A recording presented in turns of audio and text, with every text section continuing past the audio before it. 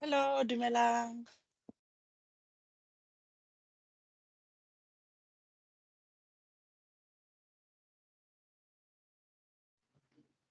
Hello, Thierry, and welcome. Thank you.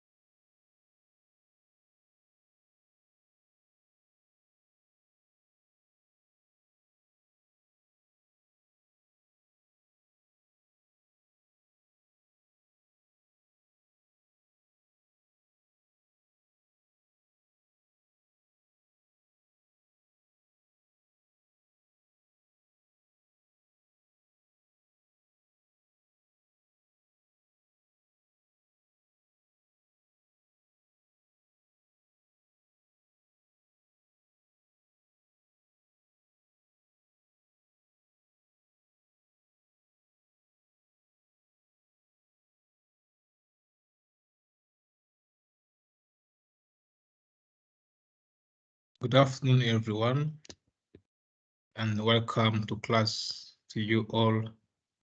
It's 5:30. We're going to start our class. I appreciate you guys coming on time. It's really very much appreciated. I hope you guys had a good day today, and that you all had a productive time at work as well. Okay, so as you know, we're starting with our normal class today for IQM or quality management. So just before we go to the core of today's class, I'm just gonna quickly highlight a few things regarding the study guide. I'm sure you've seen it either on the Blackboard or on the WhatsApp group. So the study guide is already there. Please go through it. I just want to go through a few things before we can go any further. Let's share my screen quickly. So as we go through the class, if at some point in time either you can't hear me or you're losing me, just please feel free to stop me anytime and ask me to repeat or ask you questions. But I don't want to lose anybody. So feel free to anytime to just stop me and ask for me to come back or just ask any questions you might have. All right. So I was saying that we just want to go through the study quickly, just to mention a few things. The first thing is just the book. So in this section here of courseware, please go through it and see what materials you are recommended or required to have. All right. So these ISO documentations here. You don't need to buy it. All right. These are ISO document which simply highlights all the ISO's requirements on how to implement ISO in organizations. I think CPUT does have a copy of these ISOs. Although they are not up to date, but I think they still have the same information. So please just go through it. You go to the CPUT library website. You can be able to find this ISO there, and just try to read through them and familiarize yourself with these ISOs, right? And then this book here, the managing quality, integrating supply chain. Please try to see if you can find it somewhere and go through it. And this book also is very good. Quality improvement by Dale Edge. Okay, just try to also go through these books. It's going to really be helpful for you just to get really the core of this. As you know, in the class we don't have time to cover everything. We're going to just quickly go through it, and I will just give you the main point. What I think are important, what you need to find time for yourself and be able to read these books or these resources is going to really help you a lot to master this subject. The second thing I also want to mention is just about the assessment. As you can see it in this here, so we're gonna have 4 assessments. The first will be a homework, which can take any form. It can be right here in class, or again put on the Blackboard for to do it. And as I said this, as I've said this last week, this homework can happen anytime. Right, so just expect this to happen sometime this first term, and then the midterm test is going to happen sometimes. I think around March, right?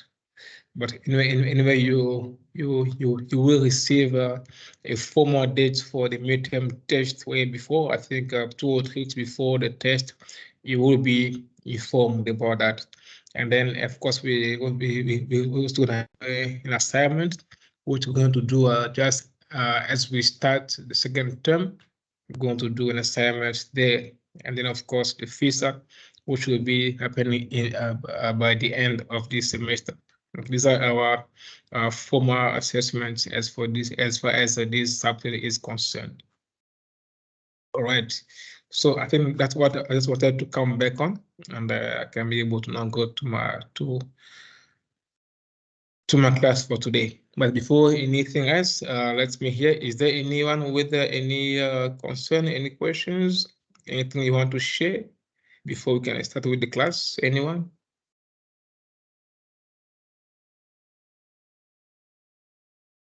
Yes, I see a hand from Trump. Please go ahead. Hi, good evening, sir. So I just clicked logged on to Blackboard. I see there's some students in the collaborate sections. I don't know if they before we now go on with the class, I don't know if they don't know that we on Teams. Oh, good point. Good point. Thank you so much. Okay. Let me just quickly maybe log in there and ask them to join us in Teams for today. Or can you do it for me? Can you ask them to join here? Is it possible? I'll try quickly, sir. Okay.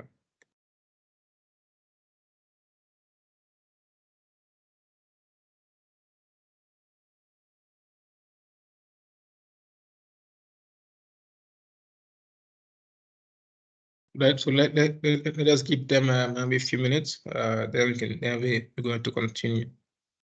Maybe just 2 or 3 minutes. Then we continue here.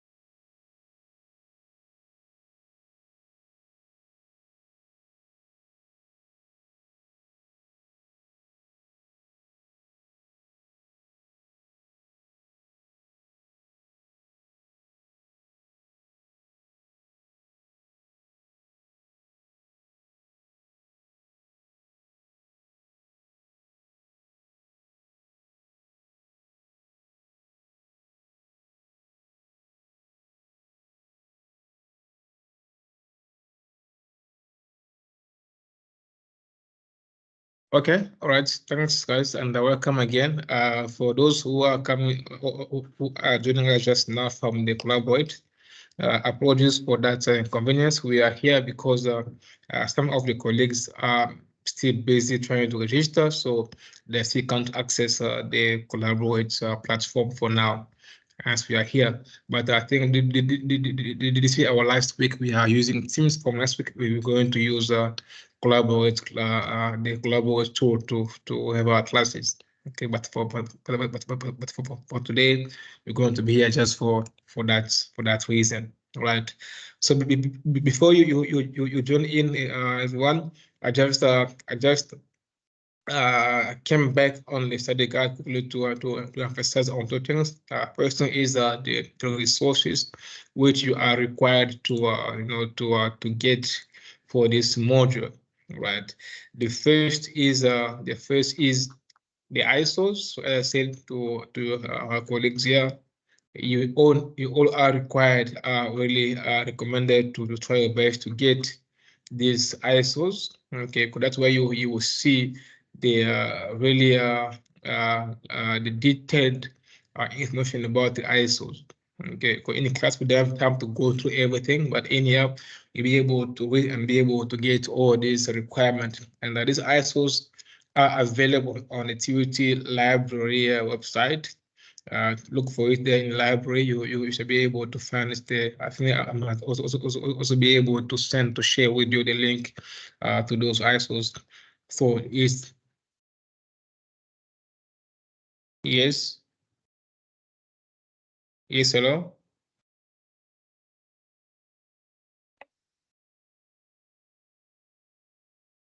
Okay, go ahead.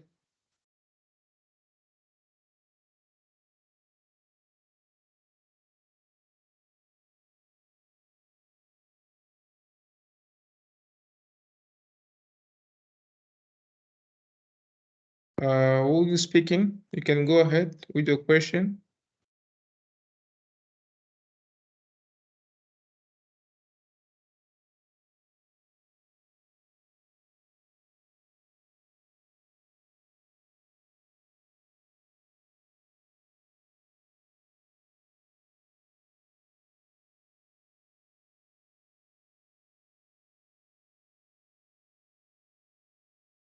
Somebody had a question here, or is it not here?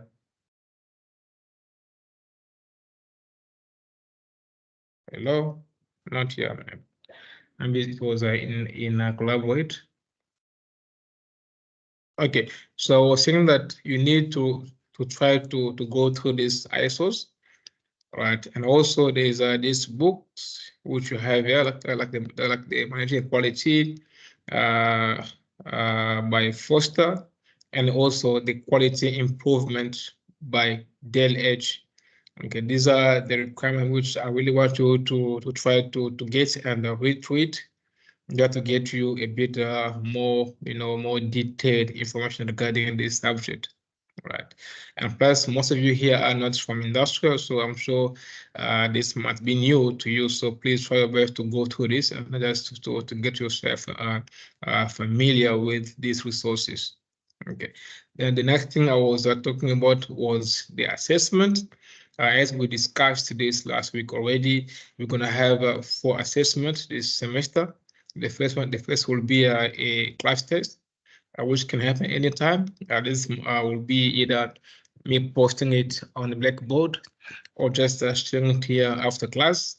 So just please be ready and be at the lookout for this homework. But this is a homework which I don't really have to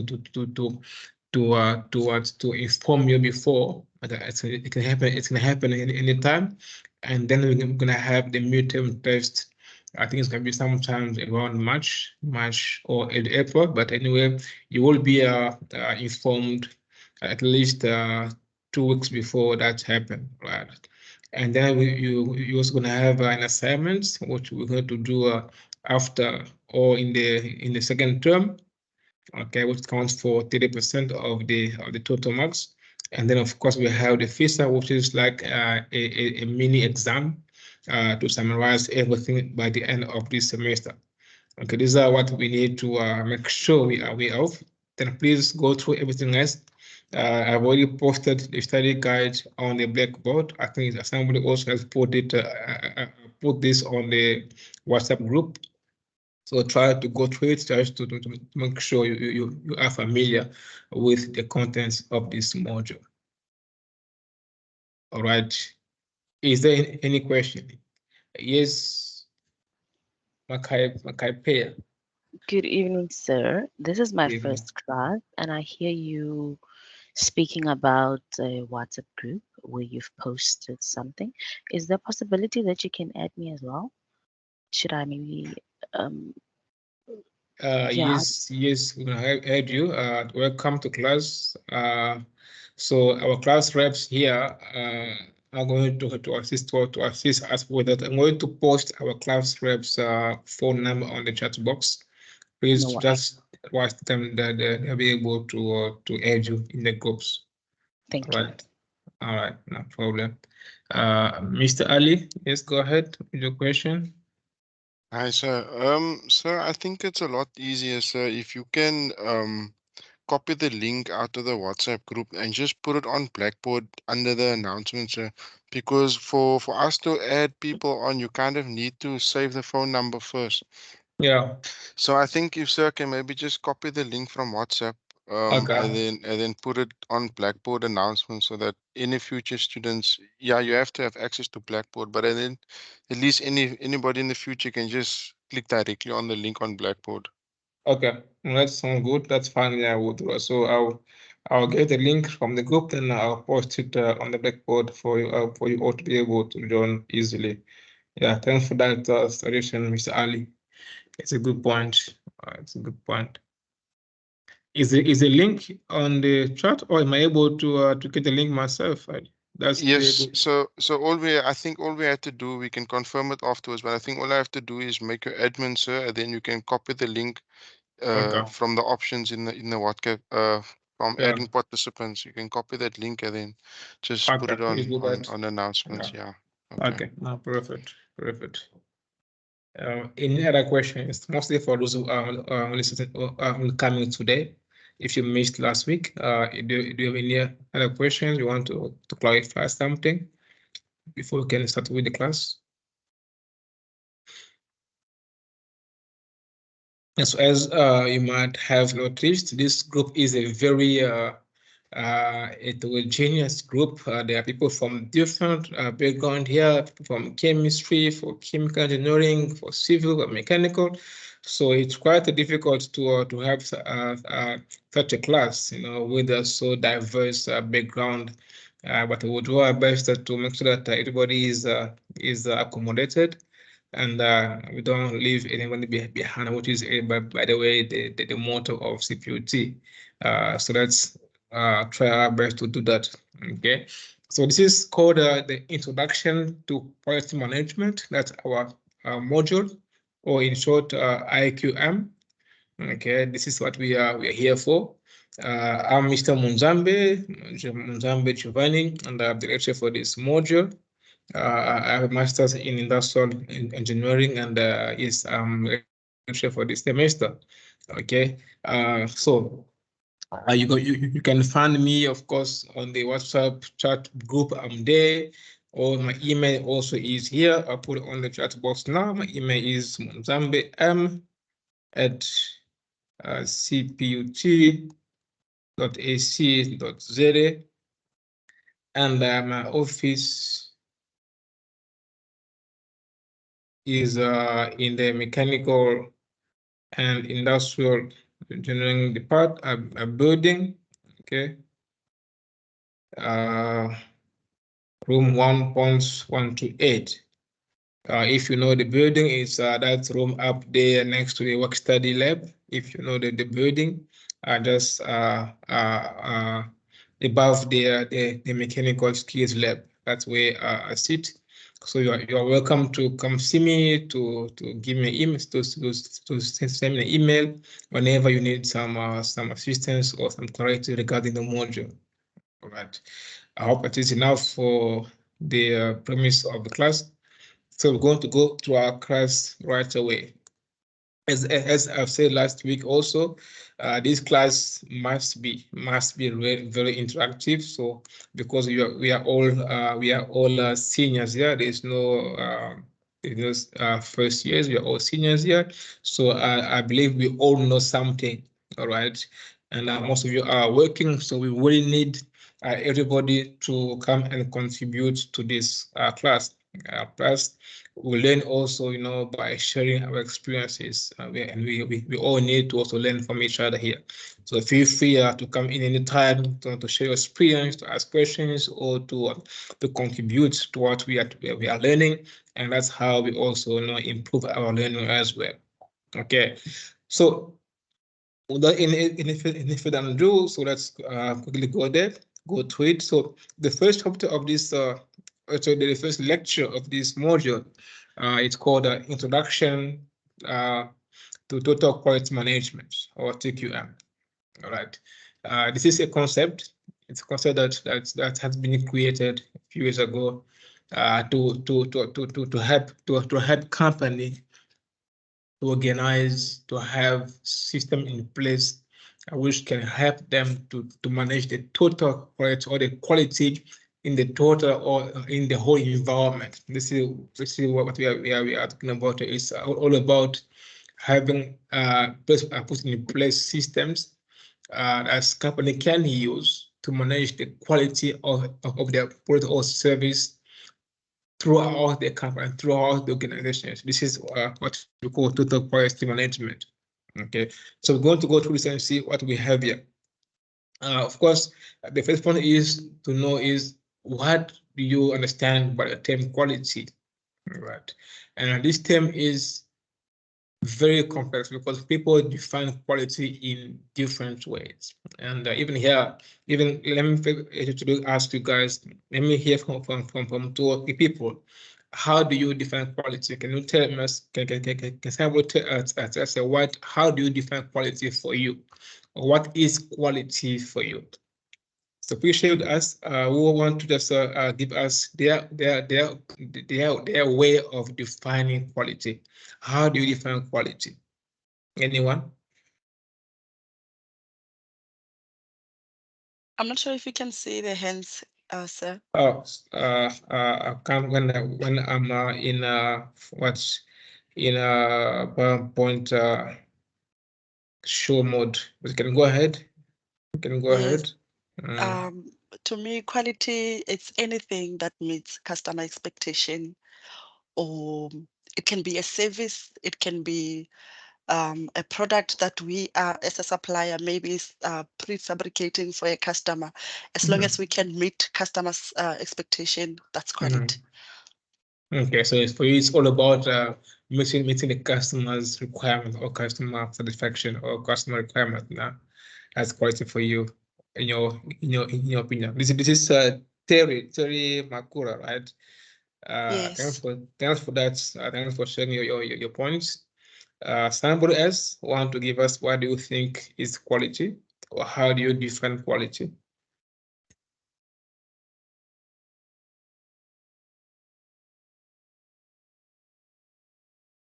Is there a different view to define quality, or do we all agree that we all define quality only based on the customer's requirement or customer's expectations? So just to add on to what Terry said, I would say that it's measuring a good or a service against a set standard. Okay, so for you, who says the standard in that case?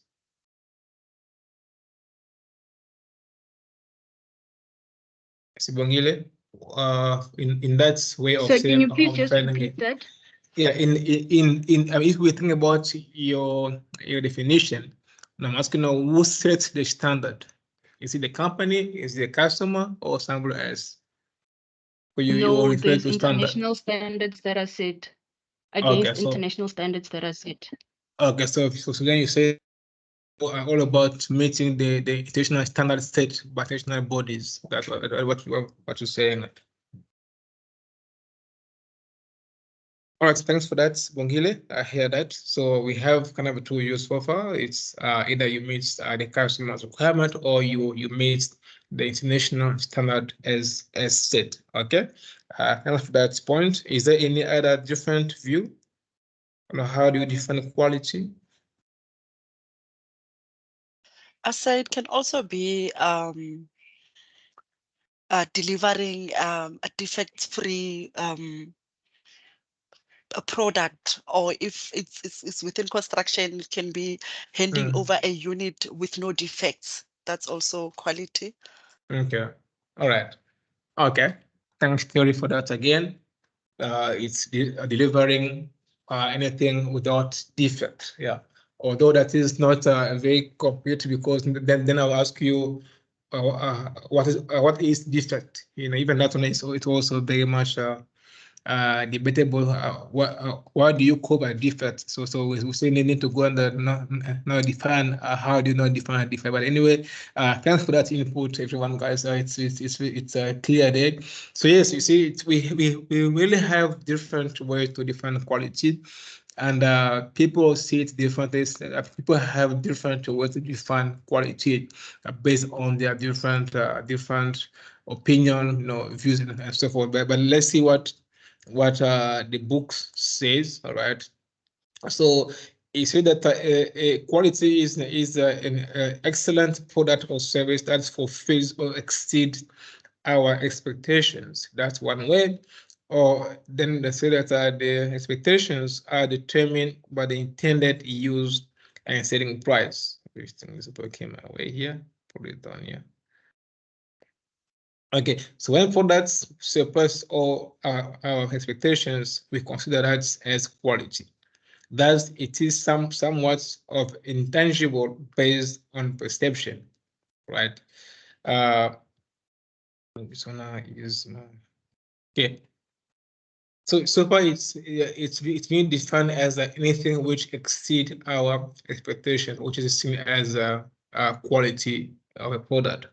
So even we also have a mathematical way to define quality. It says quality is anything which is defined as the ratio of the perceptions of performance to expectations. So when you compare your performance to the expectations, that ratio is to what we call quality. So it means the degree to which your performance, right, exceed your expectations is your quality. So this is how you can measure the quality of your product or service. Okay, here of course would Q being the quality and P being the performance, and E is your expectations. Okay, so even that is still not enough. Okay, there are other ways. There are other different ways to define quality from different perspectives. So we're going to see a few of them here. You know how different perspectives have defined quality. You know, in the world. So of course, we say that the quality is an excellence that is better than a minimum standard. It is conformance to standard, as Kibongile has mentioned. So it's when you conform to a standard set by somebody or by some bodies, you can say you have quality. Or when there's a fitness for purpose. Of course, if you what you do is fitting a particular purpose, you know, it's then be seen as having quality. Or the ISO 9001 defines quality as the degree to which a set of inherent characteristics fulfills requirement. So this is how ISO defines quality. It's the degree to which a set of inherent characteristics fulfills requirement. And here quality is the fitness for use of the product as defined by Mr. Joseph Duran. And we still have different ways to define. These are maybe approved, you know, or approved or agreed upon different ways to define quality based on different perspectives, right?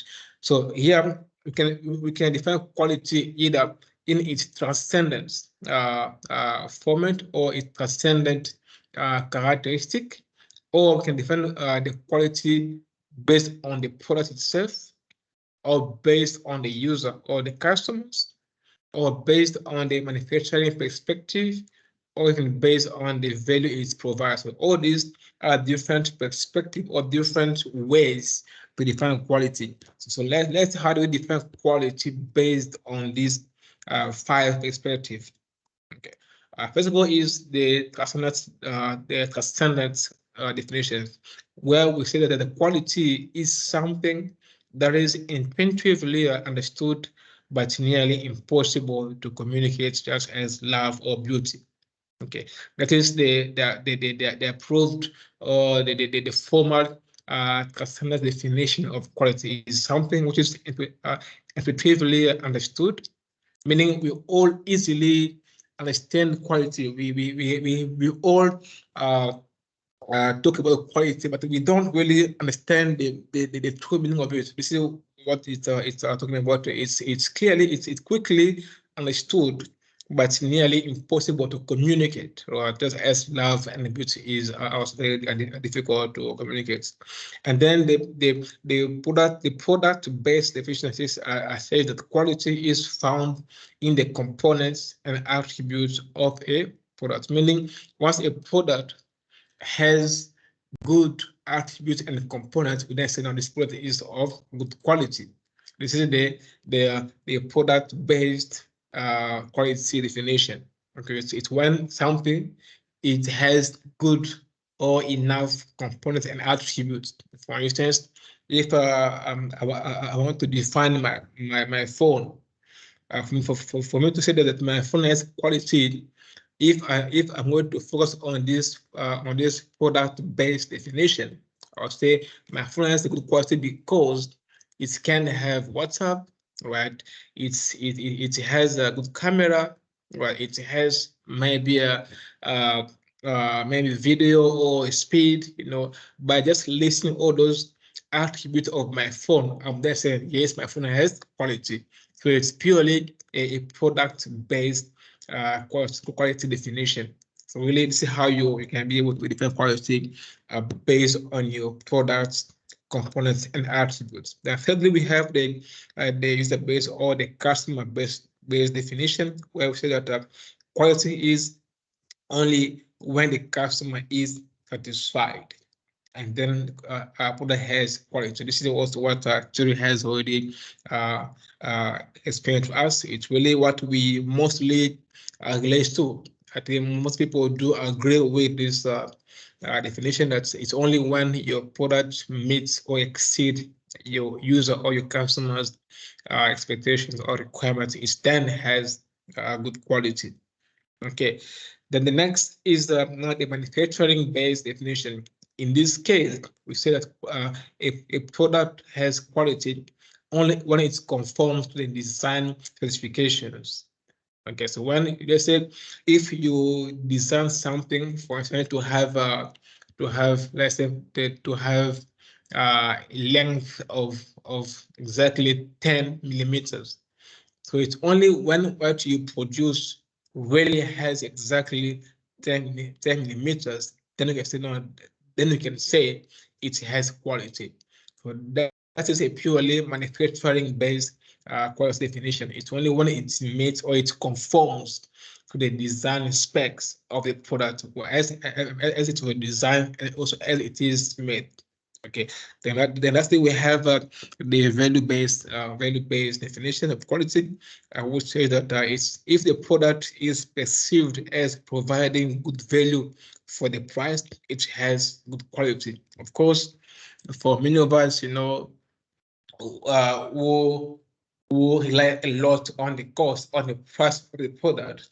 You know, we want that what we spend our money for, we want to get the value for our money. We want to get the value for what we spend on anything. So in this case, if that's what you have, if that is you, then for you, it really doesn't matter how beautiful the product looks like, or how much it conforms to the standard or to its design specs. It's only when your product will either last longer for you, okay, or it really gives you back your money, what you spend on it, instead for you has the good quality. So we call that a value-based quality definition. So these are the 5 perspectives of defining quality as really we can say this in industry. So then my next question is to you guys. For you, tell us for you which of these perspective you think is more close to your heart. That share with us. Somebody can just share with us. What do you think is defining quality better for you? What do you think is the best perspective of defining quality in this sense? Yeah, with this 5 definition here. Anyone? And why do you say so?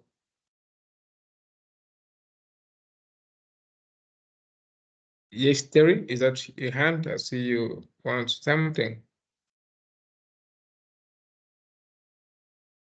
Oh, it's not me, sir.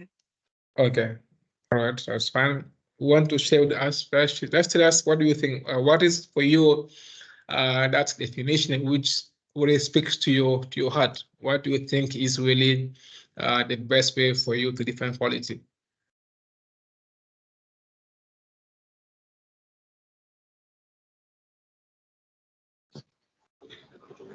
Yes, sir. Can I try?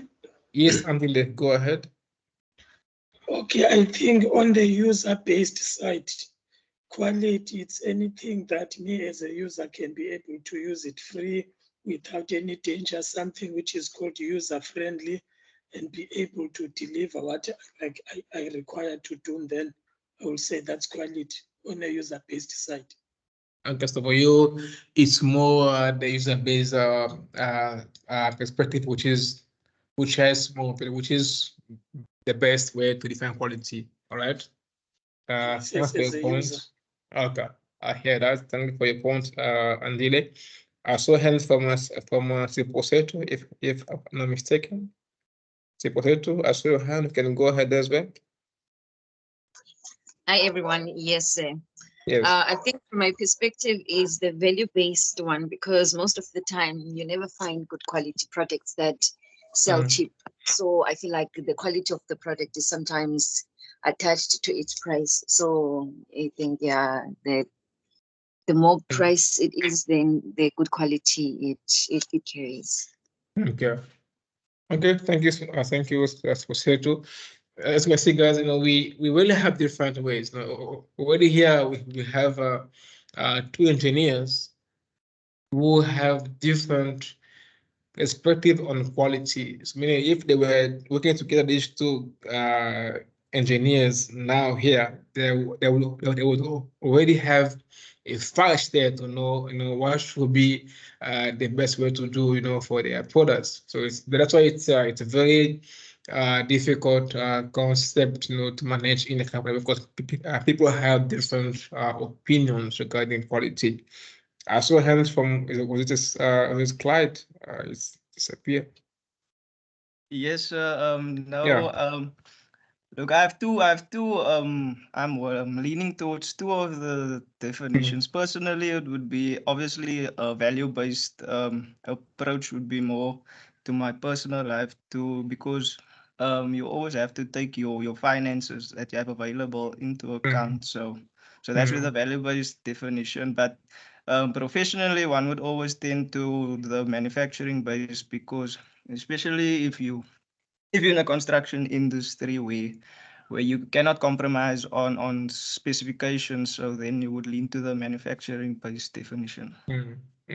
Okay. Yeah, I think that's true. Thanks, Clyde, for your inputs there. Yeah, I think even for me, I think the manufacturing the base definition is also very, very key, because as engineers, you don't want what you design. You don't want it to be done differently. You want your design to be followed just as you said. So it's really a very, very good point also to have in mind. So of course, for customers, for people out there, it's more about the value, the attributes. But mostly for engineers, you want your specs to be properly, adhered to for you to make sure that you have make or produce a good quality product. All right. So Zama's hand, please go ahead.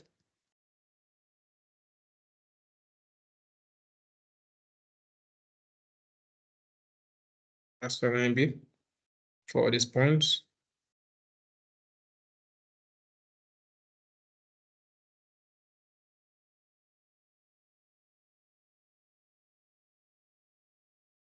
Hi, sir. I'm not sure if you saw my hand. Yeah, so you zoom, yeah, yours, yes, yeah. I saw Yes. your hand, yeah.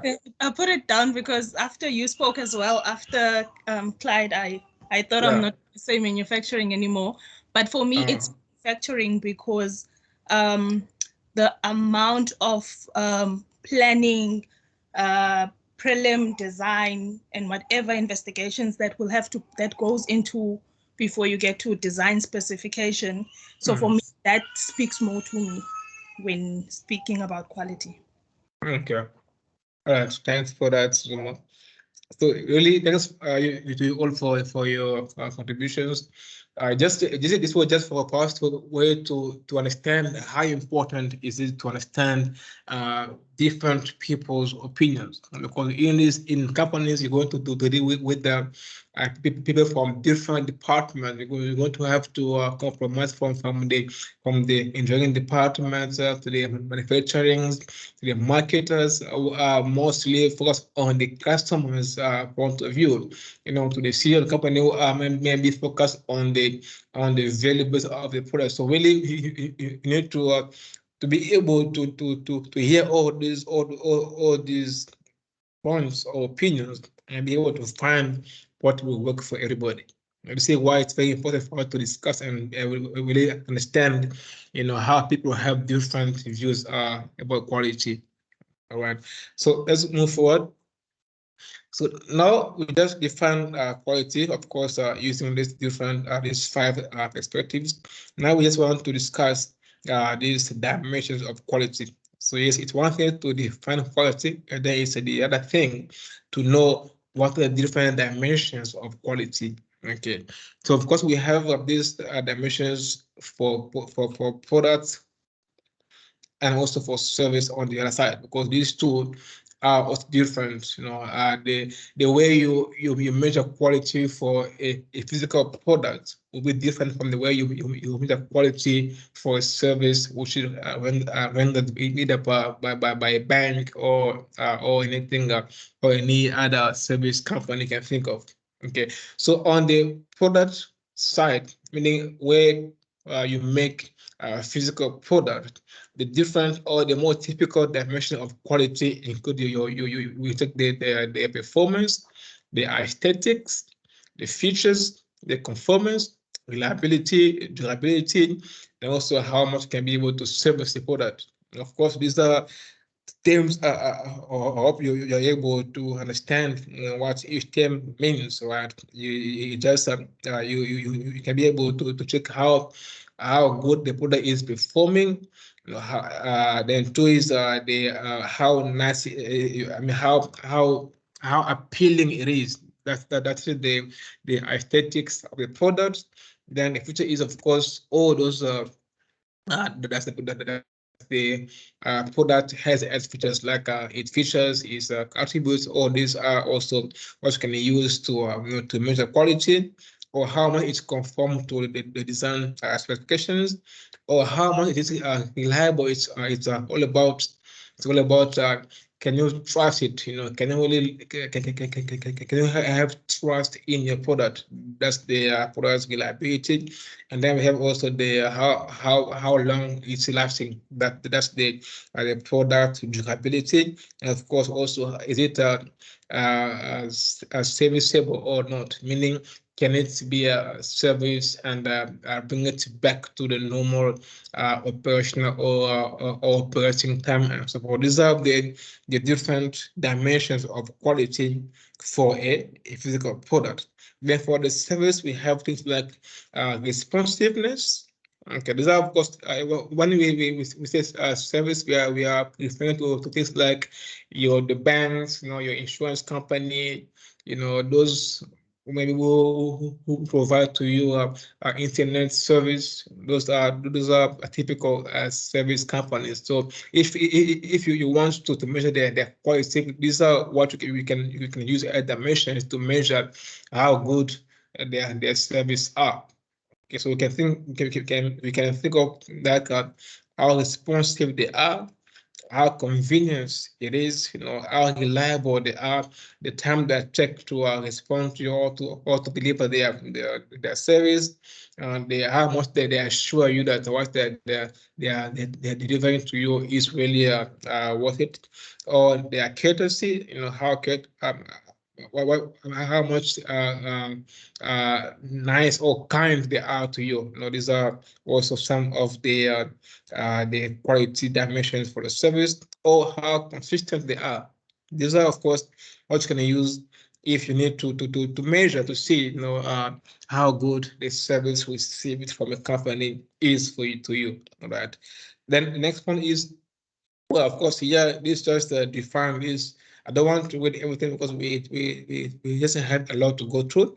These are we're just me trying to revise this for some, also or to just bring those who aren't from industrial, there's these fundamentals of quality management. Like, of course, you can be able to read on this on your own.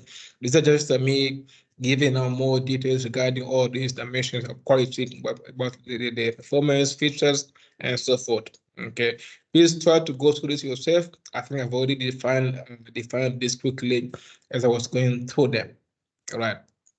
So now that we have an idea of what is quality, okay, and now we need now to know how do we now manage quality in the company.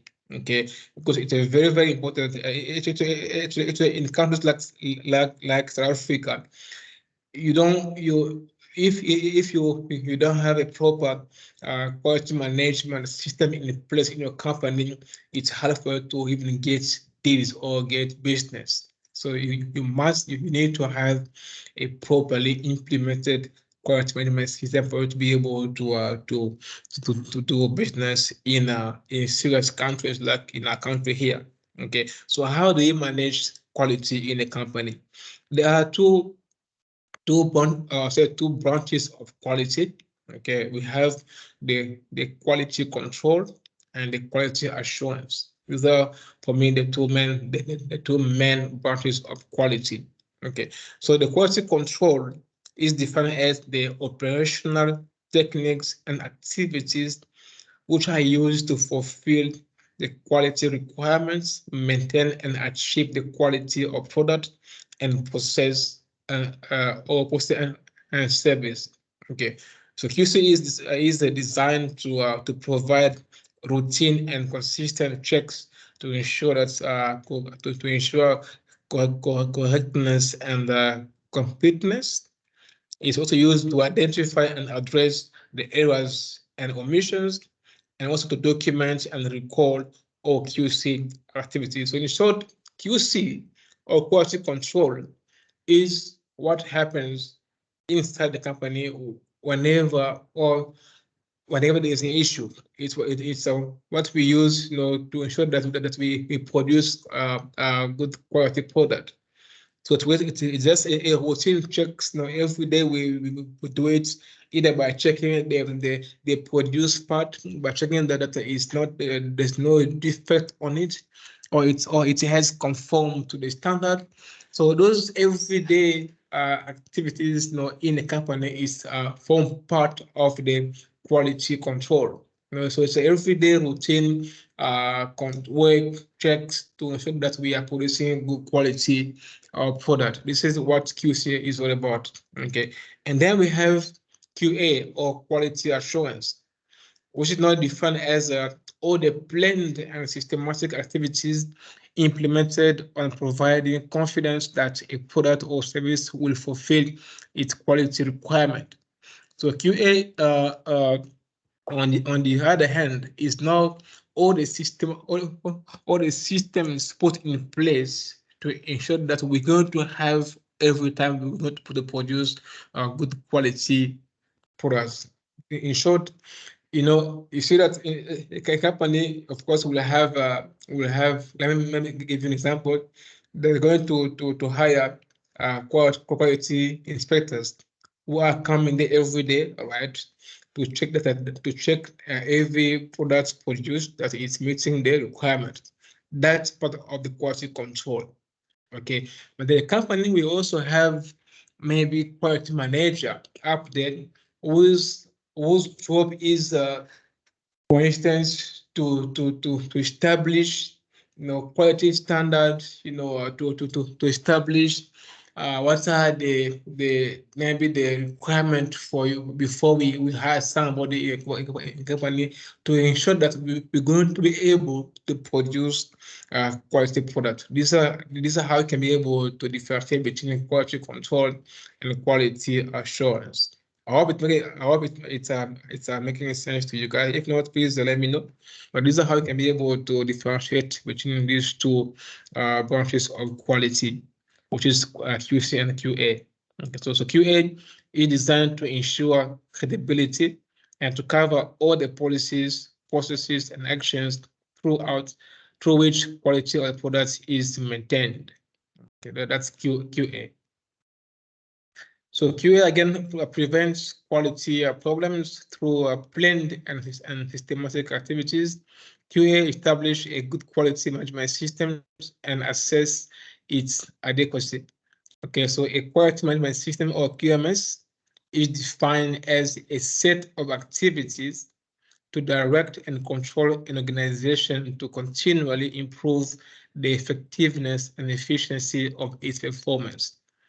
I think I'll say this again. So QMS or quality management systems can be defined as a set of activities to direct and control an organization to continually improve the effectiveness and efficiency of its performance as it is established. Okay, so these are just in short, how can we differentiate between QA and QC? Okay, so on the left we have QC or quality control. Then on the right we have a quality assurance. So quality control it focuses on the product, whereas QA focuses on the process.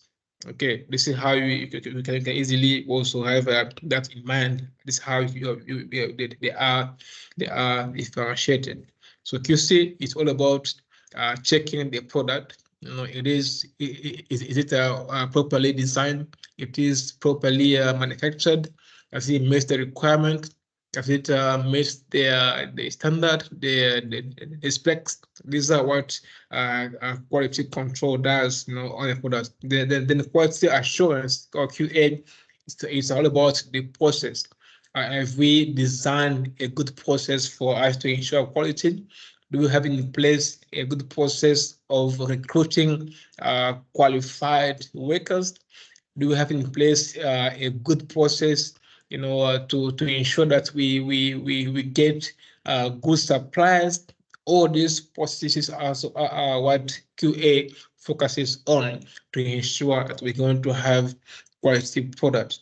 Number two, QC is more reactive. So we react to what is happening in the company, whereas QA is about being proactive. So we proactively make in place or put in place systems, processes, to ensure that we're going to produce a good quality product. Then QC find defect where QA prevents defect. So these are how they are also different.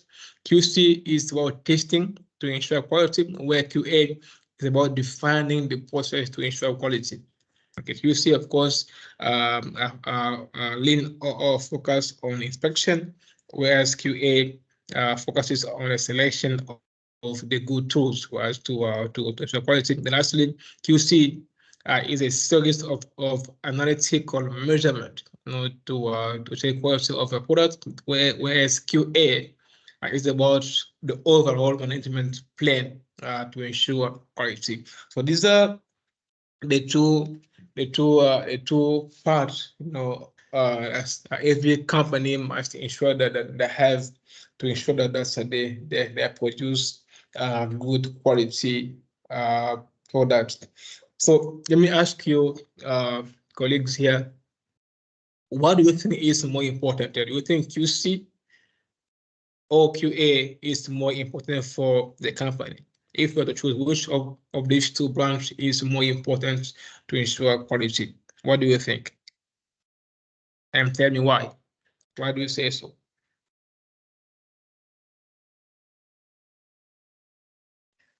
Yes, Clyde.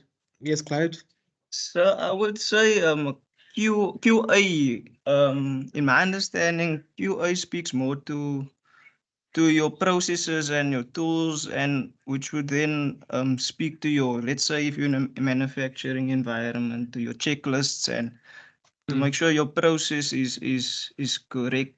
And those processes were developed to speak to the specifications. So if those checklists and processes are followed in your QA, your QC should be a result of that, I would say. So your QA, so then obviously your testing in your QC would then give you the expected results. So I would say the QA has a bit of a more important weighting in this section. Okay. So if you say so, then tell me, yes, of course, you say that QA is has a bit more weight compared to QC. Do you think that if we have a very good QA in place, have all those nice and proper processes and tools, do you think we can afford not to have a QC in place and still have a good quality product?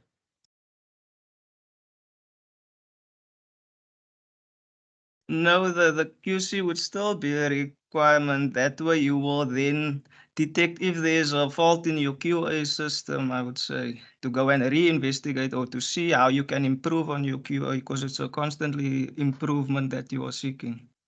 All right. Okay. Thank you, Clyde, for that contributions. It's noted. Let's see. Is there somebody else maybe with a different opinion? Yes, I think they interlink. Okay. There's no one without the other. Before control, there's assurance, and after control, there's assurance. So they really go together. Yes, you can find a QA and QC in some companies. They are independent, but they still use the processes are compiled or put together by quality assurance to continue with control on the other side. So they go together. Okay. Thanks, Terry, for that point. Yeah, I think yes, your point is that is that they go together. So meaning is not nothing is more important than the other. They are all equally important. Okay. Thanks for your point. I think it also makes sense. It's quite difficult to really say which one is more important than the other one. But what do you say that, Terry, to those who think that things like inspection is a waste and they should be eliminated? Because there are some quality gurus who think that inspection, for instance, is a waste and it should be, if possible, eliminated. What do you say to them?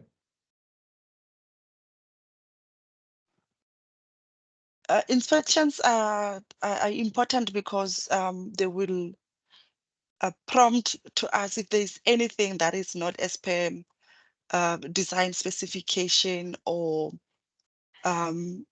technical requirements and so forth.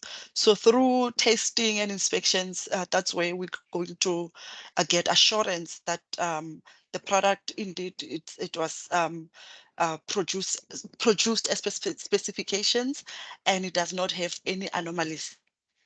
So that's the only way to find out.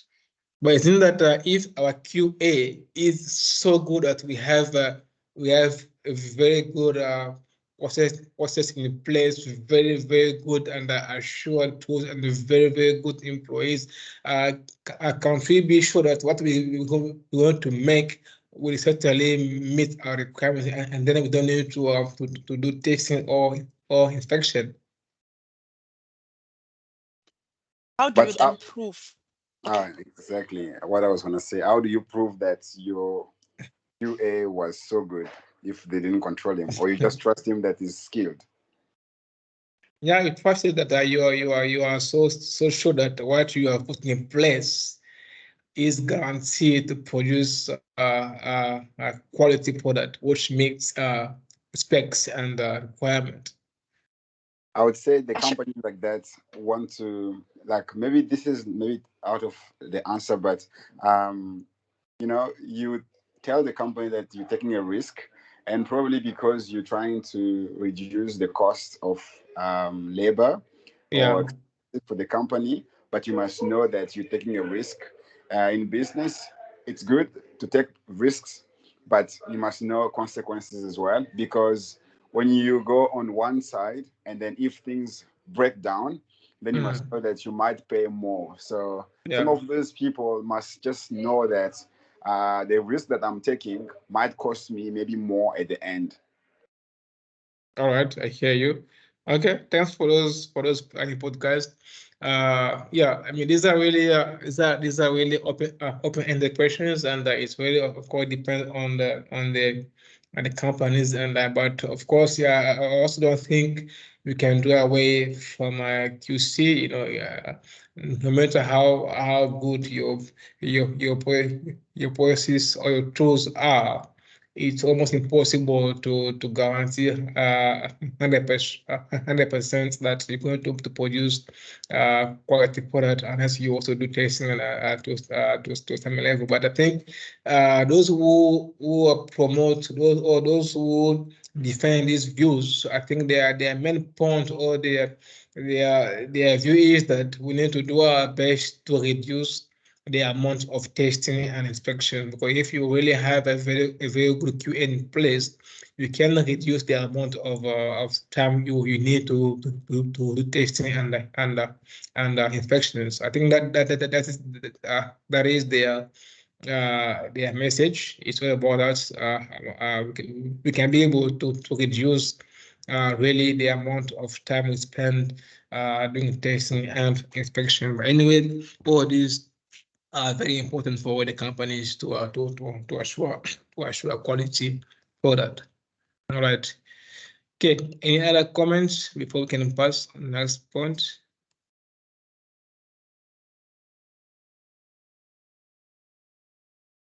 Okay. So we see in this point where we say how do we manage quality of a product in a given organizations. So so besides the QC and QA, we also have what we call statistical quality control, or SQC, which is a branch of total quality management used to describe the set of statistical tools used to evaluate the organizational quality. So this is it's simply a collection and analysis and interpretation of data for use in quality control activities. So of course, SQC for part of the quality control. Okay, SQC can be divided into three broad categories. You have descriptive statistics. You have also the statistical control, or SPC, and we also have the acceptance sampling. These three are the three main branches or categories of SQC. So the descriptive stat, you also have the statistical process control, or SPC, and acceptance sampling. We're going to see all this in details in the later chapters. So don't worry. This is just for us to define them. We're going to go deep into this in the upcoming sections, right? Into this in this module. But of course not today. So descriptive state is all about involved in organizing, summarizing, and displaying data. So when we talk about descriptive state, it's where we get the data we have, we try to summarize it, analyze it, and then also display it. This is where we use tools like distributions, graph. We use tables, we use different types of graphs just to summarize and analyze the given data and be able to understand what the data is telling us. This is what we call descriptive statistics. It's used to describe certain quality characteristics such as the central tendency and the variability of the observed data. Because here it's also where we find, for instance, the average of the data. We find that maybe it's variance or its standard deviations. We find things like the median or the range. These are typical terms or typical measurements or measures which we use when we do descriptive statistics, to try to describe our data as it's given to us, using, of course, different tools like your graphs, your tables, and so forth. It's, of course, part of the QC. We can use that to ensure that we are making a good quality product. The SPC, which is the statistical process control SPC tool, involves inspecting a random sample of the output from a process and deciding whether the process is capable or not. Okay, SPC tools are used to identify the quality problems, okay, during the production process. So it's all about here. It's more focused on the variations. So here, the variation here is in the production process leads to the quality defect and lack of product consistency. So again, we're going to do some practical example on SPC later on. But here, just know that SPC is a tool that we use in quality control that is used to measure the consistency, or the variability of a particular process to see if it really consistently meeting the requirement or not.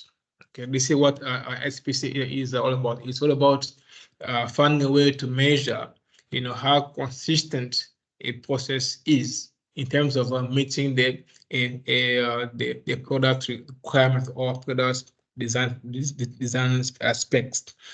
Of course, we're going to see this more as we continue.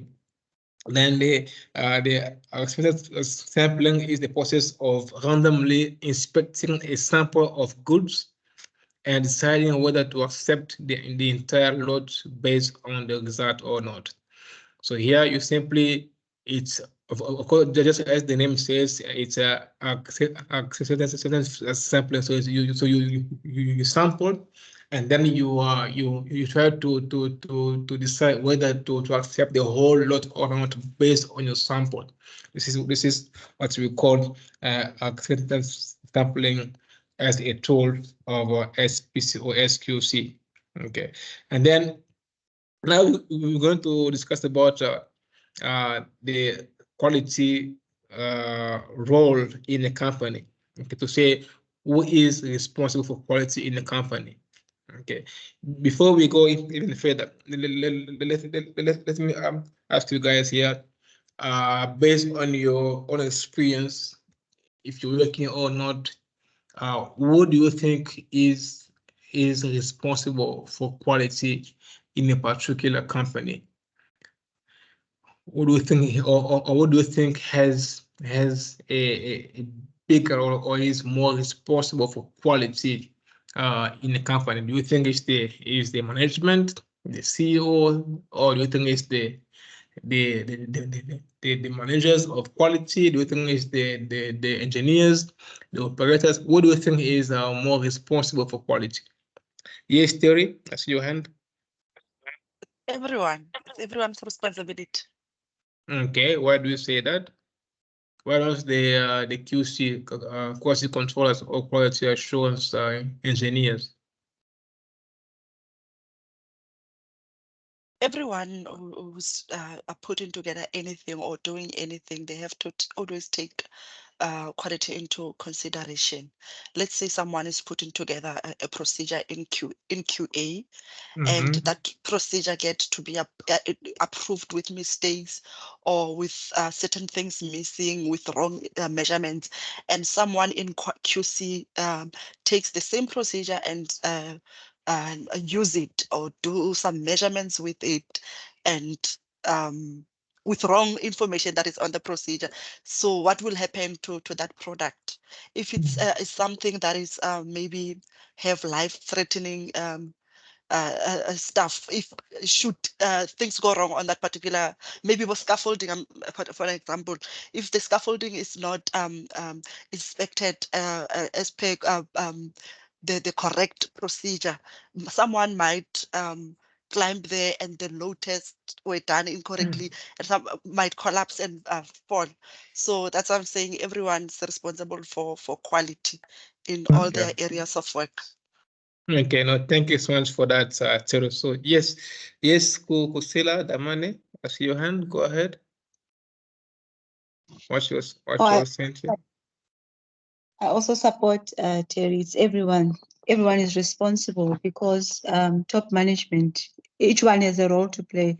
For example, top management or CEO, they need to make sure that there's resources to make sure that we produce quality products, as well as the engineers. They have the role to play to make sure the design is good design, so that the design can facilitate, can be able to produce a good quality product.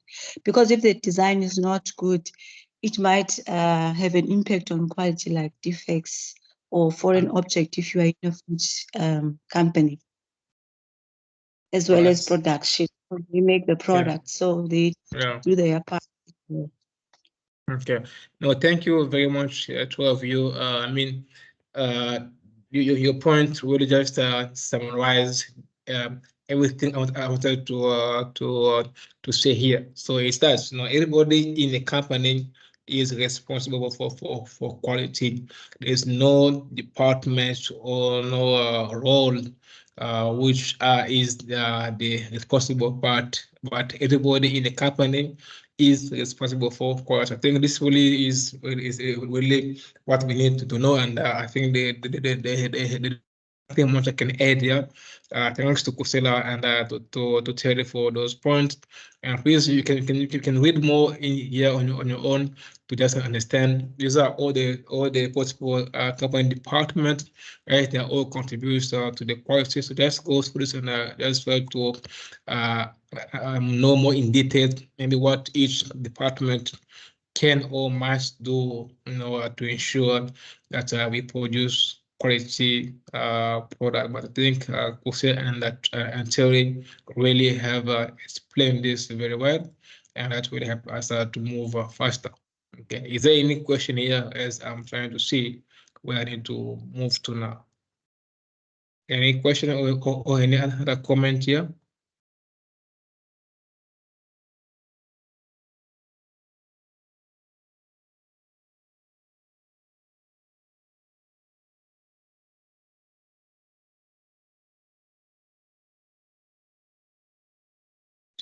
So yes, of course, everybody is responsible for quality. You know, from the CEO to the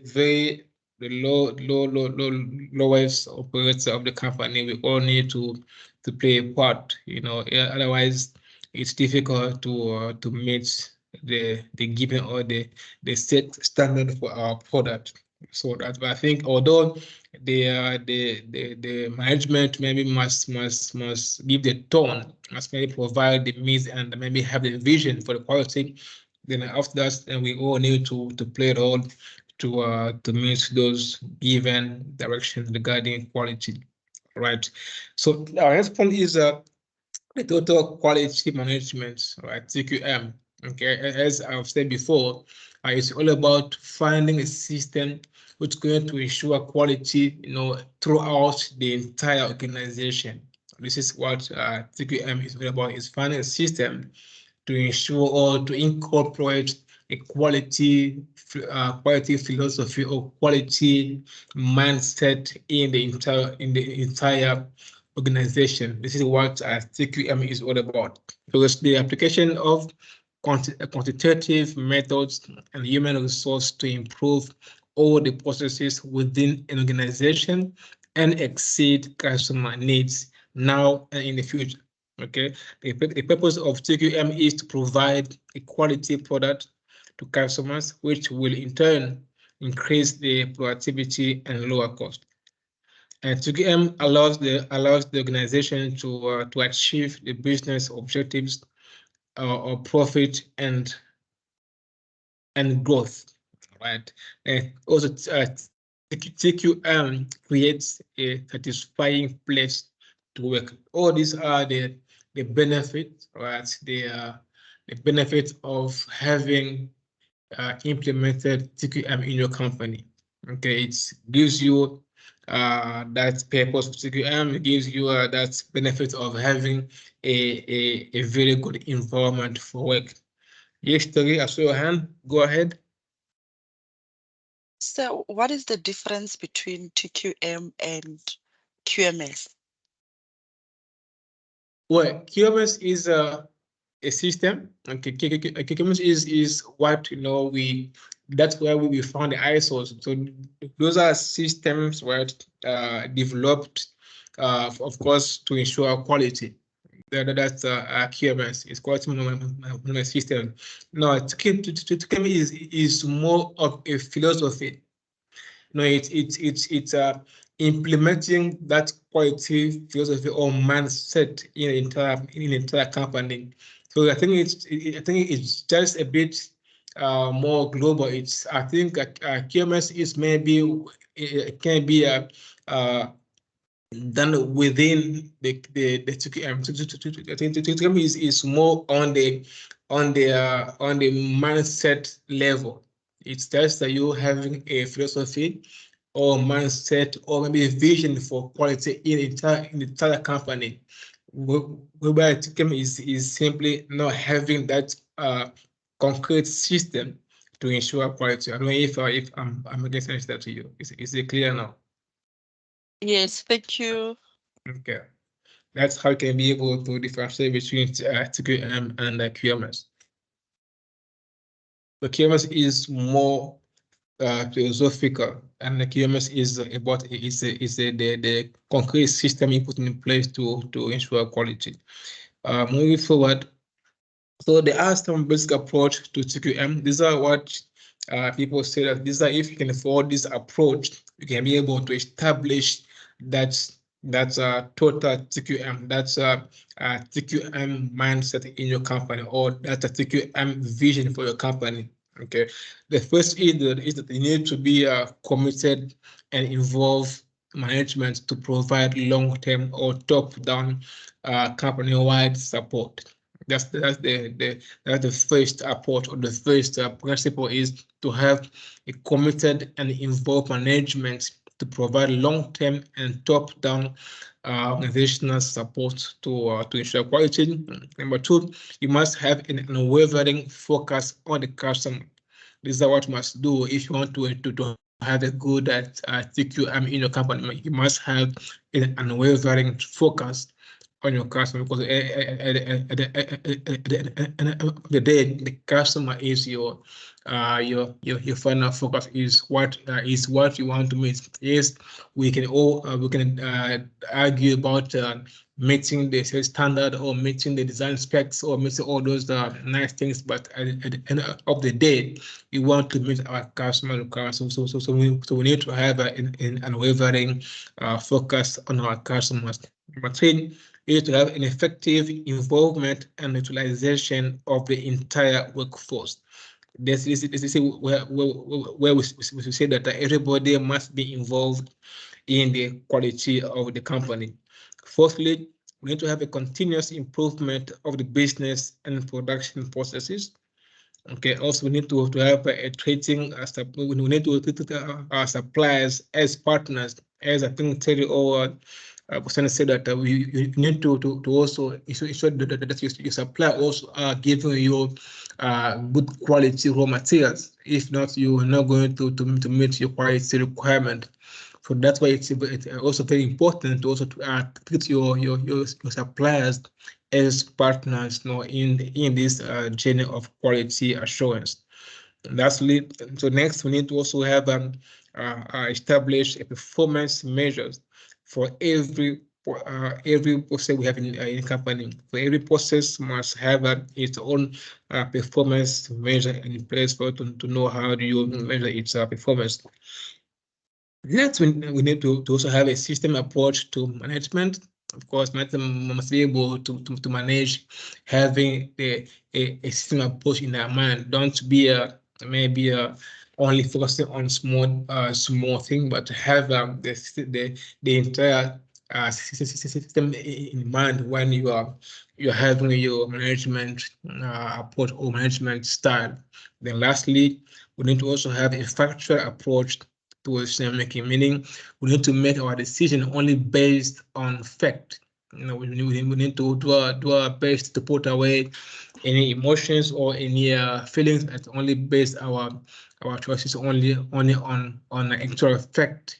This is how you can be able to establish a good total quality management in your company.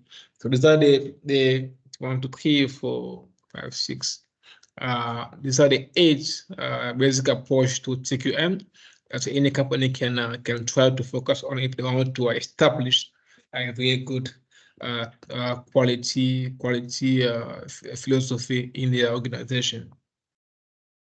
Okay, so again, these are this basic approach. Now, this is how it is not much more even explained in detail. So you have on the left the quality element. Then these are in here we have the previous state is what used to be the case before TQM came to place. Okay, and then this is now what we do. Having the TQM mindset. This is now what companies do. To ensure this element for instance, as what when it comes to defining quality, before we were defining quality only based on the product, all right? But now it's more about the customer. We need to have a customer-oriented, definition of quality. But then about priorities, before it was all about second to service and cost. Okay, so we were seeing quality as being second to service and the cost. So it was more about the cost and profit, but now it's all about it's first the quality of your products, okay, among the service and cost. So you don't put the cost first, but you just use you make the quality, the service and the cost all together as one. Okay, they need all to go together if you want to ensure good quality mindset of your company. The same for decisions.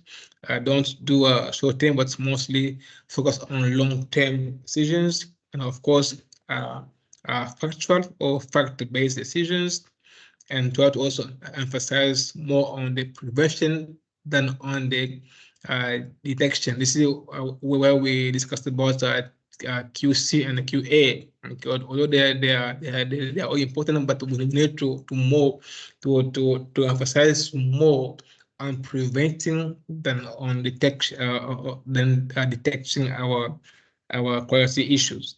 Right. Number 5 is the errors.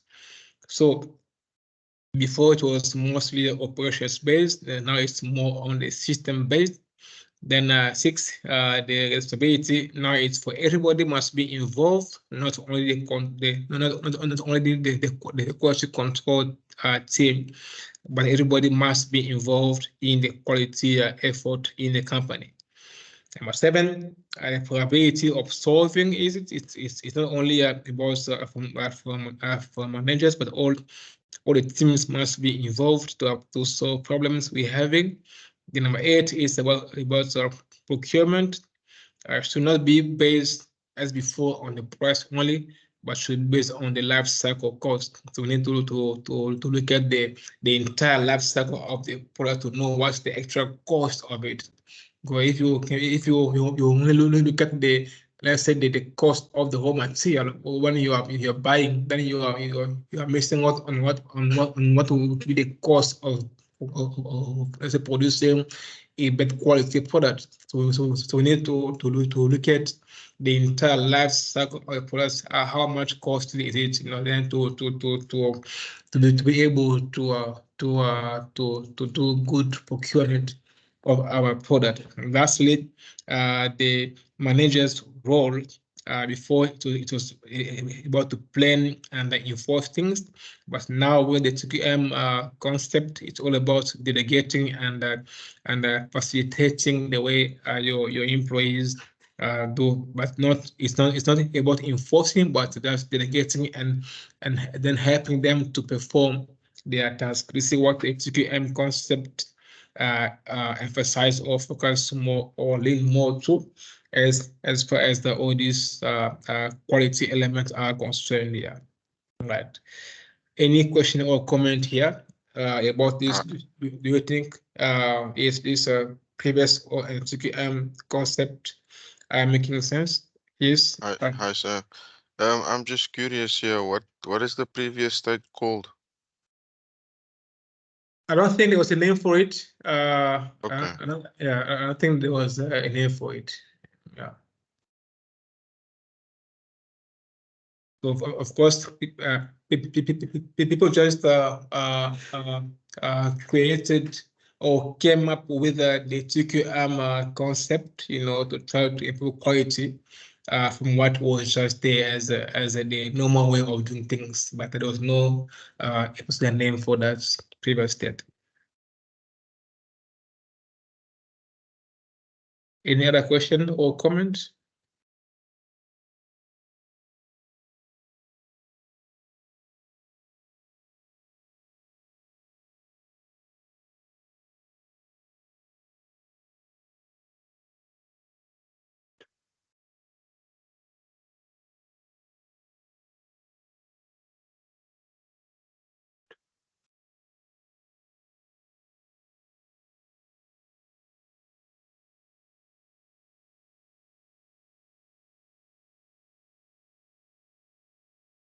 So far, so clear. Okay. All right. I think it's 7. I want to give us maybe just a 10 minutes break here, just to refresh. Just take a 10 minutes break, and then come back at 7:10 to do the last few slides before we can conclude for today. Is that okay?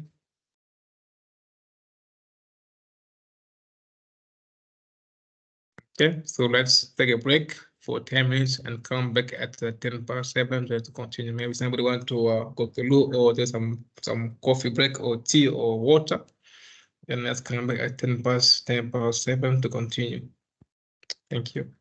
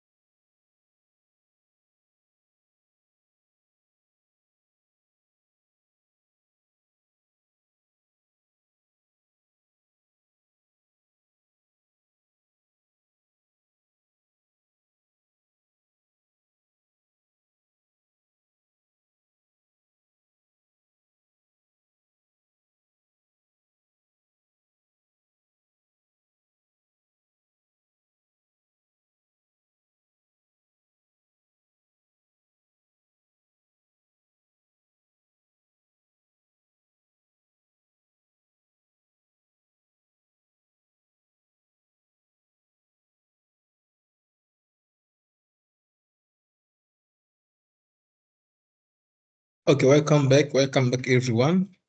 Let's get back and let's finish up today's lesson. I hope you are all back. We're going to continue where we left off. We just discussed about the approach to TQM. Now we're going to go and discuss the TQM implementation, meaning how do you implement TQM in your organization? What are the requirements? What are the guidelines for you to implement an effective TQM in your company? The first thing is to do is that you begin with the senior management, okay, and the CEO's commitment. They must be the one to guide, to set the tone, for the company. So that's where we start. We start. We need to first get their commitment to quality, and then be able to also give the direction or the vision for the company. Of course, we need to also involve everybody in this process or this effort, and then it also requires the education of the senior management in TQM concept. These are what you must do, and these are what you need to do if you want to implement a successful TQM in your company. You need to educate your management, in TQM concept. Therefore, it also requires the timing of implementation process can be very important. Okay, so we need to also have information for the quality council. These are what we establish in the company, and we get some people to be part of this quality council. We want us to see who are the people who need to be part of this council in the company, and then also the development of the core values of vision statement and mission statement. Also, all this will need to be established when you are about to implement your TQM. You need to develop your core values, your mission statement, your mission, your vision and mission statement, and also your quality policy. All this must be clearly defined and developed for the company to have a good and working TQM. So this is the concept or the quality concept. It's composed of the CEO, the senior management or managers of the functional areas, such as the design, the marketing, the finance, the production, and the quality, and also a coordinator or the consultant. These are people or departments which need to form part of the quality council of the company. Okay, and then the coordinator will ensure that the team members are empowered and know their responsibility in the company with regard to the quality. Of course, it's not something that we all know or we all have ahead of, but this is what the TQM concept requires, to have a quality council, which is formed of these people here who are going to be like the champions of quality in the company.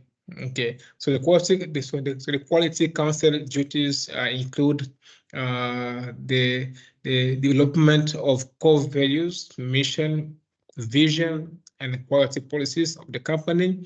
They also develop the strategic long-term plan with goals and the annual quality improvements program, of course, with objectives.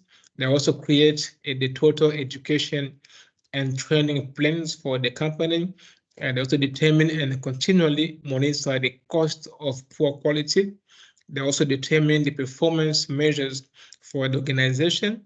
They determine the projects that improve the processes, and they also establish the multifunctional project and departments or work group team. And then finally, they also establish or revise the recognition and reward system. Of course, it's always very good to reward good practices regarding the quality. This is also how to encourage the employees or the staff members to continue working and improving the quality of the company's product and services. These are the duties of the quality council of the company, as it is clearly defined there. I think it's very, very clear, and there's nothing much to explain here. All right. Moving forward. So the core values for the Malcolm Bridge National Quality Award, of course, as we say here, it's very good to define or to award quality effort in an organization. And there is this guy called Malcolm Bridge, who designed or created a quality award, which now internationally recognized as one of the very prestigious quality award in the world now. It's just to award different companies or different organizations based on their efforts to ensure quality. So it's really something of prestige that a company can get this award as created by this American quality group, which is called the Malcolm Bridge Award. So this award focus on a few things. So what they look at before they can award your company this award, that they look at your visionary leadership. It also look at the customer driven excellence, your organizational and personal learning, how much the company is learning, or how much they are promoting the learning in the company regarding the company or for the individuals. It also look at things like valuing employees and partners. How much do you as a company value your employees and your partners? How much do you really give your employees the platform to express themselves, also to learn and grow? These are what this award look at before they can award any company or any organization this quality award. It also look at the agility of the company. How much agile are you regarding different things? Because company, business is very dynamic. So the company needs to also be very agile and be able to adjust quickly as things do change with this dynamic what we are living in. It also focus on the future, how much long-term or future-oriented the company is. It's also very important as an element before you can receive this award. Or the management for innovation, how much do you manage your innovation, or how do you promote and reward innovation in the company is also of a high importance for this award. And then also the management by fact and not by feeling and emotion, but mostly based on fact. Also, your social responsibility as a company, how much are you responsible socially in your community? It also counts if your company is to receive this award. And also then it's focused on the result and creating values. And lastly is the system perspective of the company. So these are the few points, okay, that this award, this Malcolm Bridge Award firm or body what uses to award companies for their quality effort and their quality initiatives as they do their best to improve their quality of their product. Right. So there is, as we said here that the quality council needs to also develop some quality statements, right, and quality visions. So here they are now. There is what we call quality statement. It includes your vision, your mission, and your policy regarding your quality. So this is what your quality statements is all about. It's having a clear quality vision, quality mission, quality policy in place. These are what you call your quality statement. I don't know if anybody here know what is their company's quality statement. Okay, is there somebody who want to share with us if you know what is your company's quality statement regarding this vision, mission, and quality policy? Anyone? I think it's quite very interesting because even myself, I've never seen this way out before. I know, although the companies always talk about quality, but it's really rare to see what is the quality statement of a company. What is the quality statement? I don't know if anyone want to share with us if you know what is your company's quality statement. I think I'll be very keen to hear the statement if you don't mind to share.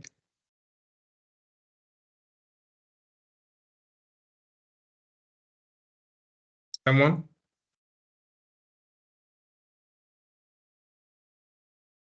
So we all don't know what is our company's quality statement. So we only read those things when we go for interviews, but then we forget about it. You're very honest, Claire. Yeah, thank you for your honesty, man. It's really that. It's. I don't, even myself really I don't remember, knowing any of my previous companies' quality statement. What was that?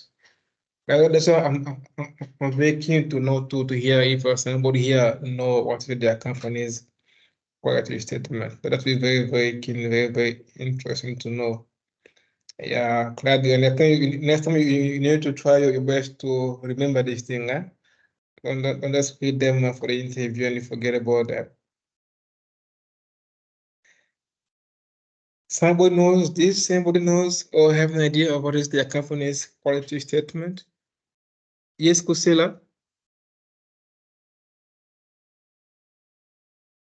Okay, I'll give you from my previous company, which was food company. So Okay. their statement was exceed customer expectation.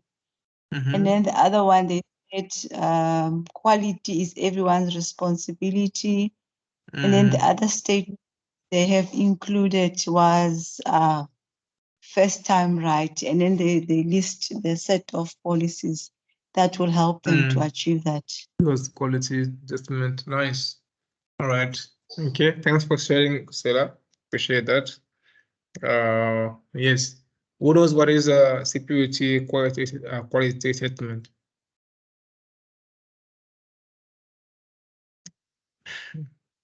Anyone? What is security quality statement?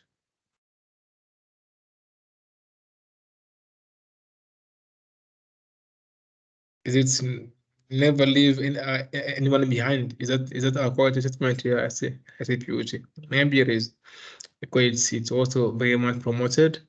But yes, there are very different ways to state your quality statement, and of course, it can be in form of your mission, your visions, or your objectives, what you want to achieve to achieve as quality. I like what Kusera said about get it right the first time. I think it's also very common. Many companies want to get it right the first time. And having that as a statement, I can just remind the employees, to always be on their to be alert and avoid defect, avoid the defect on their operations. Because sometimes people can just relax if you can be able to see these things around them. It's easily remind somebody that, hey, I need to be alert and avoid to have any defect as I produce my part here and so forth. So these are really something. It can be a very simple thing to make, but this can make a big difference if you can think about this for companies to ensure that they have good quality product.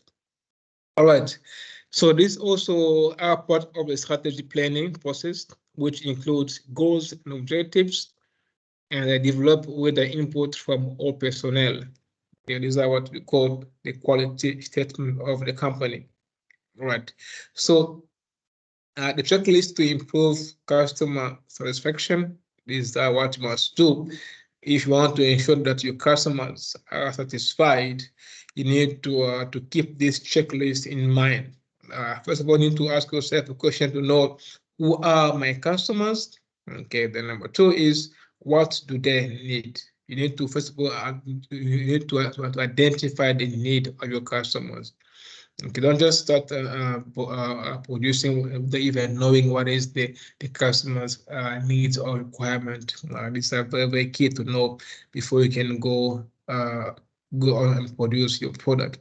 Number 3 is that you need to also ask yourself, what are their measures and expectations? How do you measure those needs? How do you measure your performance as a company? How do you measure your expectations of your customers' need and requirement? You need to know how to, as we say in IE, what cannot be measured cannot be improved. So for you to improve something, you must be able to measure it. So know how do you measure, and also how do you measure your customers' expectations. Number 4 is to ask yourself the question to know how is my product or service. How is it?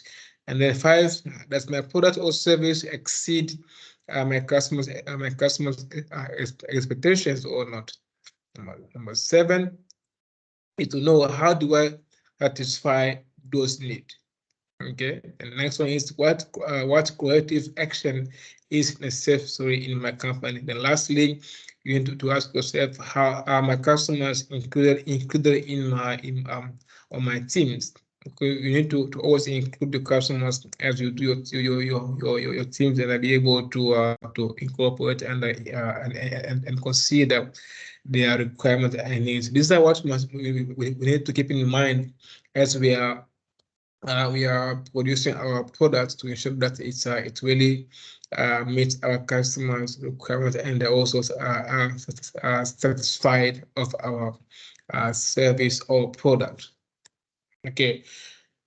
Next is the feedback. How do you get your customer feedback? It's going to be done either using comments cards. I think these are very common things we do. We do know these things. We are either ourselves. We see this as we go to our shops. We see this. They're using these cards and interview or surveys. These are just common ways to get your customer feedback regarding your product or service. So can use the comments cards where customers can just come and write down a few comments on the experience for your product or service. Or you can do focus groups. These are groups where you call in a few customers and you discuss a few things. And then you discuss a few items regarding your product or service and see what is their experience or their view on what you're producing to them. Or you can do a direct customer contact. You can call them, but if you this maybe can work for a big company who have companies as customers. If you serve individuals, it's quite difficult to do this direct customer contact. But if you serve companies as your customers, you can easily call them and find out if they're happy regarding your service or not. 4, to use the field intelligence, which is of course using either softwares to just get your customer feedback, or do study complaints, or lastly, you can also use the internet to monitor what your customers are also experiencing from your product or service. All these are different possible ways or options you can use to get the feedback from your customers regarding your service or product. Right. I don't know if someone want to give a comment here. Maybe tell us what have you used among these, or what have you used before among these methods, and what do you think is the most effective approach here to get your customer feedback? Let me just get hear from one or two people just to tell us what have you used, if you have used any of them. If not, what do you think is the best method to get your customer feedback here regarding that your service or product?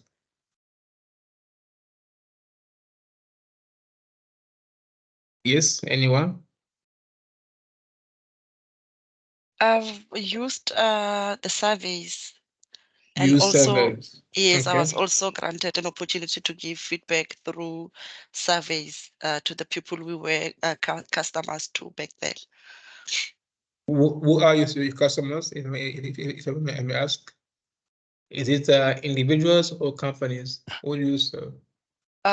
In most cases, it was groups. I was in quality department and we were serviced by different other line groups like documentation management and so forth. So they would send their surveys and want our feedback since they were servicing us. They were providing services to us. Okay. And yes, and also the contractors like General Electric here at Quebec. Every after modification, they would send a surveys to check how they performed during that modification. So yeah, would be providing us a feedback through surveys.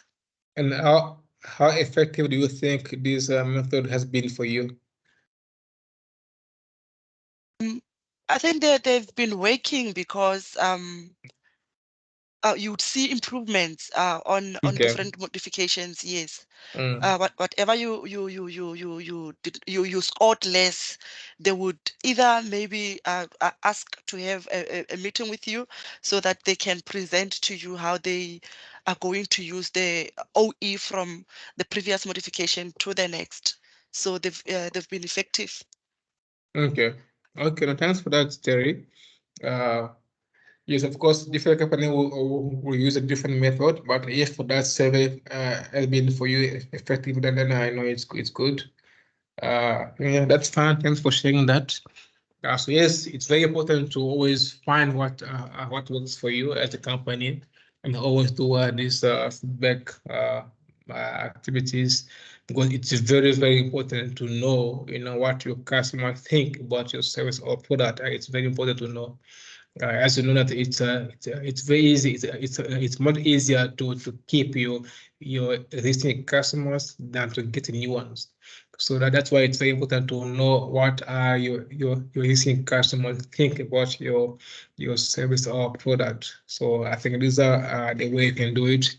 You can just find which one works for you, and then you need to do it more often and in a regular basis, and keep your customers also informed about your product or improvement. Okay, then the next thing is we need to also have a continuous improvement process in place. Okay, these are all part of the TQM. You must have this continuous improvement process in place to ensure that you have an effective TQM in place. And the goal here is to achieve perfection, right? And how do you do it? You do it through by saying you work as a process, by making all the processes effective, efficient, and adaptable, or by anticipating the changing customer needs, or by controlling your in-process performance using your measures such as scrap and reduction. Also, by maintaining constructive dissatisfaction with the present level of performance, by eliminating waste and rework, investigating non-value adding activities, and also eliminating non-conformities. I use benchmarking to stay competitive, or hold gains and lessons learned, or use tools such as SPCs or SPCs design of experiment, etc. to continually improve your process. Let me just come back on this point here where it says investigate non-value adding activities. Just to because just maybe to elaborate more here. What do you understand by the term non-value adding activities? What are these activities, or how do you define those activities? Who can help us to define for us what is in non-value adding activities? How do you define a non-value adding activity? What's that?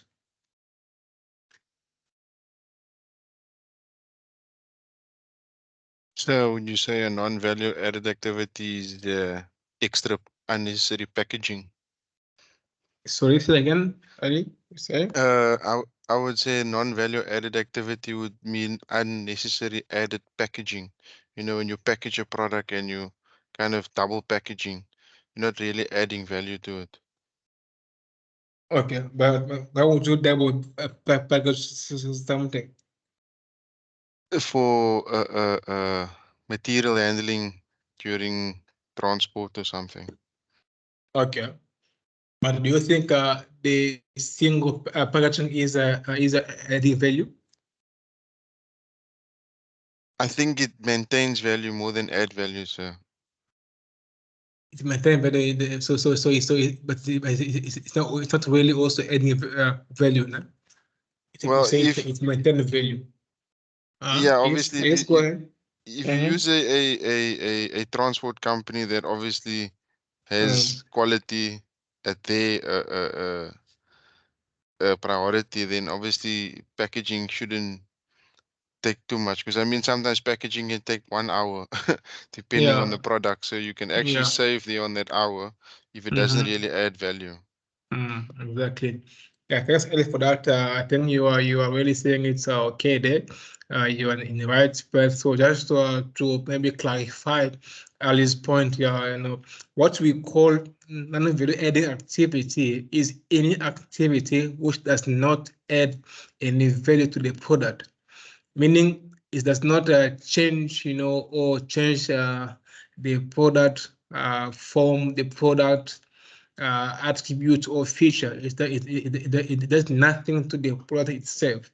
So it's mostly talked about in the manufacturing perspective. So in manufacturing, any activities which is not changing the product or adding any value to it, meaning it's not giving it any more value than it was before, it is called in non-value adding activities. So everything like things like your packaging. Maybe packaging not really, because when you package something, you're giving it a value. Yeah, to some extent, packaging does add a bit of a. Let's just think about something like this. If you were to sell me let's say rice. Okay, it just rice in an open pot, right? It just open like that. That rice will not have the same price as the rice which is nicely packaged in plastic and with the labels and all that. So packaging to some extent adds some value to the product, but although it's not really changing the state of the product, but things like transportation, movement, things like inspection, all those things are called non-value adding because they do not add any value to the product. I hope it's clear there. So it's it's a very key concept in industrial engineering, and we always try our best to reduce, because these are sometimes very important activities, although they are not the values. So while we cannot really eliminate them, we try our best to reduce these non-value activities as much as we can. So things like inspection or transporting your part or product must be reduced at the minimum, because they're not adding any value to your activities or to your product. I hope it's making sense there. This is what I wanted to clarify on there. But all these things are here are the goal we need to keep in mind as we go about our continuous improvement of our product. Okay. Then next part here, it's now problem solving method. Okay, it's all about identifying the opportunity and then analyzing the current process, then develop the optimal solutions. These are the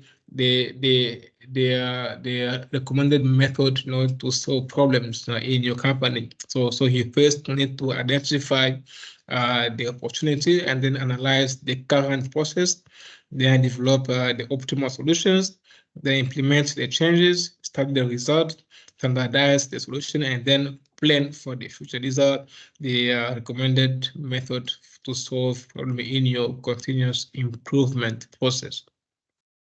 All right. So as you go this process here, now we're going to go through it now one by one. In the first phase, when we try to identify the opportunity, what we do is we identify and we prioritize opportunities, right, for improvement. Of course, you might have more than one things you can improve on. So you need to prioritize them and see which is more important for you at that particular time. Okay, and then you can be able to ask the question to know, is the problem important and not superficial, and why? Okay, or with the problem solution contributes to the attainment of our goals, or can the problem be defined clearly using a number? These are what to ask yourself to prioritize your different opportunities of the different problems as you are about to solve them to improve your process or product. Then form a team of people. You need to can then form your team of experts or of your employees or staff. What you do by selecting the team leader, and also by determining the goals and deadlines of your project. Okay, and then you can define the scope of your project, by developing a good problem statement that states the effect, focuses on what is known, and also emphasizing the impact on the customer. As you know, TQM really emphasizes that we need to always emphasize on the customer focus. So this is should always be our focus as you go about your problem solving method or process. Right. Then after you identify and prioritize your problem opportunities, you can now develop a comprehensive charter that specifies the authority, the objective and scope, the composition, the direction and control, and the general layer. These are what you need to also develop for you to be able to conduct your project in a very effective manner. Okay, then the phase 2, you start with analyzing the current process. Okay, and then develop the process flow. Of course, you need to first develop the process flow of the current process before you can develop the one for the improved process, and then define the target performance measures, and then collect all the available data and information. This is this is very key, because as I said before, if you cannot measure something, you also not going to be able to improve on it. So you need to be able to really collect the very important data which you need to work on to improve on your service or product, and then determine the root cause of that particular issue you are dealing with. What is the root cause? I think we see when we talk about the basic tool of quality improvement, we see different tools we can use there to identify the root cause of some problem in the quality perspective. Okay, and then the phase 3 is about now developing the optimal solutions of the improved solutions, if you will, where you're going to determine the possible solutions, then judge those solutions for the greatest potential for success, and then categorize the solutions as short range or long range. These are all about you finding the best solution you must use to implement for that particular or for that identified problem that you have. And then we have in our phase 4, we have now a time now to implement the changes or the selected solutions. We can be able to implement that change or the solutions by first preparing the implementation plan, then obtain the approval for the plan, and then develop an implementation plan report. after that. Then phase 6 is now after you implement your process or your improved solution. You don't need to study the result to say if you really have made any improvement on your process or product. Okay, so you study your result by taking measurements, then evaluating the result, and then identifying the unforeseen problems as a result of the changes. Then phase 6 is not the time to standardize your solution. And once it is done, it is improved. You need to always find a way to standardize what you have changed or what you have implemented. It's very important to always, you will see in ISO we also say that it's very key to always find a way to standardize your process, for it to ensure that you're going to have a consistent quality throughout your organizations. So we do so by first trying to institutionalize the change, meaning make the change, make it be applied or be implemented throughout the company. That is what we say by that long term there. Institutionalize the change. It just make sure that the change is implemented throughout the company. Okay, and then certify the quality peripherals. Then we need to certify the operators, and then cross training. Of course, every new change, we need will bring some a need for some training. So we need to see what trainings what really must be done, and also who need to go through the training to make sure that the change is effectively implemented in the company. All right. Then phase 7 is now to plan for the future, where we conduct the regular scheduled reviews. Of course, we need to always regularly review, our change and to make sure that it's continuously being done the way it's supposed to. If there's no any deviations or any errors in the change, and that is done by conducting regular reviews of the change made. Also by establishing the system to identify areas for future improvement, and then also to incorporate process measurement and team problem solving in all work activities. And lastly, by also reducing the complexity and variation and out of control processes. Okay, so these are the 8 phases which we followed as we are talking about, or we are implementing our continuous improvement in our companies in different areas. So it's really about this 8 phase here, right? And just in short, every continuous improvement process must follow this method here. So first, we need to identify the opportunities or the problem we have, and then we need to prioritize them. Okay, and then we need to analyze the current process before we can be able to develop the optimal solution or the improved solutions, and then implement the changes. Then we need to study the result if it's really adhere to the said or to the proposed changes. Okay, and then we can be able to standardize our solutions to make sure that it is done and also applied throughout the company, and then we can be able to also plan for the future, which is going to make sure that what we have done today is going to continue being done even in the future for the company. Okay, and then for this method, I explain in detail in this 8 phase, right, of our problem solving method, which we use to do continuous improvement in the company.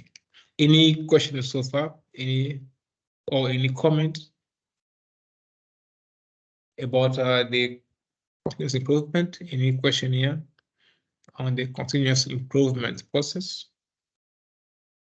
Or any comment, you want to say something, please go ahead. If any.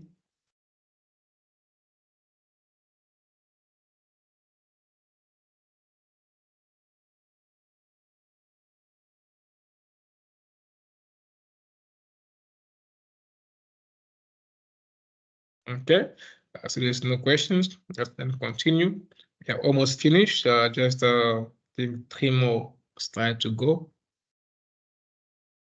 And finish running by 8 o'clock. All right.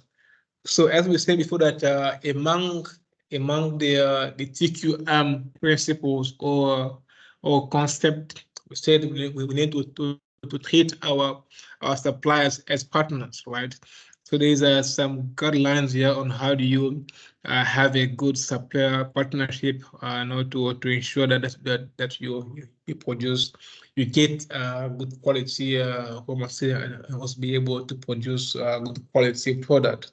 Okay, so this is it says that on average about 40% or more of product or service cost is due to procurement. So the cost of our product is like more than 40% of it is coming from the procurement. So that's how important it is for us to really have a very good supplier relationship, because they really count for a big portion of our product's cost as a whole. So the supplier should be treated, of course, as an extension of our process, because that's where it all starts, right? Every company has a long supplier chain. So from the very first supplier, that's where it starts. That's where the quality of our final product is coming from. So if the very first supplier is not doing the right job there, then the whole thing is compromised. So that's why it's very good, and also very important to ensure that you have a very good supplier relationship throughout your supplier chain, to ensure that you're going to produce good quality product. So this requires what? So this requires a long-term relationship with your suppliers. And number two, it also requires a very good supplier management. How do you manage all those suppliers in your supplier chain? Also, it really requires a very good supplier management for you to ensure that you have good suppliers, to ensure that you get also good raw material for your products. So how do you select supplier to ensure that they are all going to comply to your quality requirement? Okay, there are a few guidelines there also you can use to do a good supplier selection. So these are some of the criteria. Of course, this is not an exhausting list. It's just some of the guidelines you can use as criteria to select your suppliers.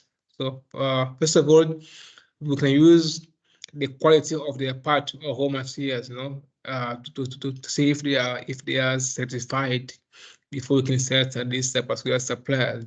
Number two, you can check if they're able to do on-time delivery. This is also a very good criteria you can use to select a good supplier, or they have 100% delivery, and also they're using the right technology to produce their part of their product. Okay, this is just a few given criteria you can use to ensure that you select the good supplier for your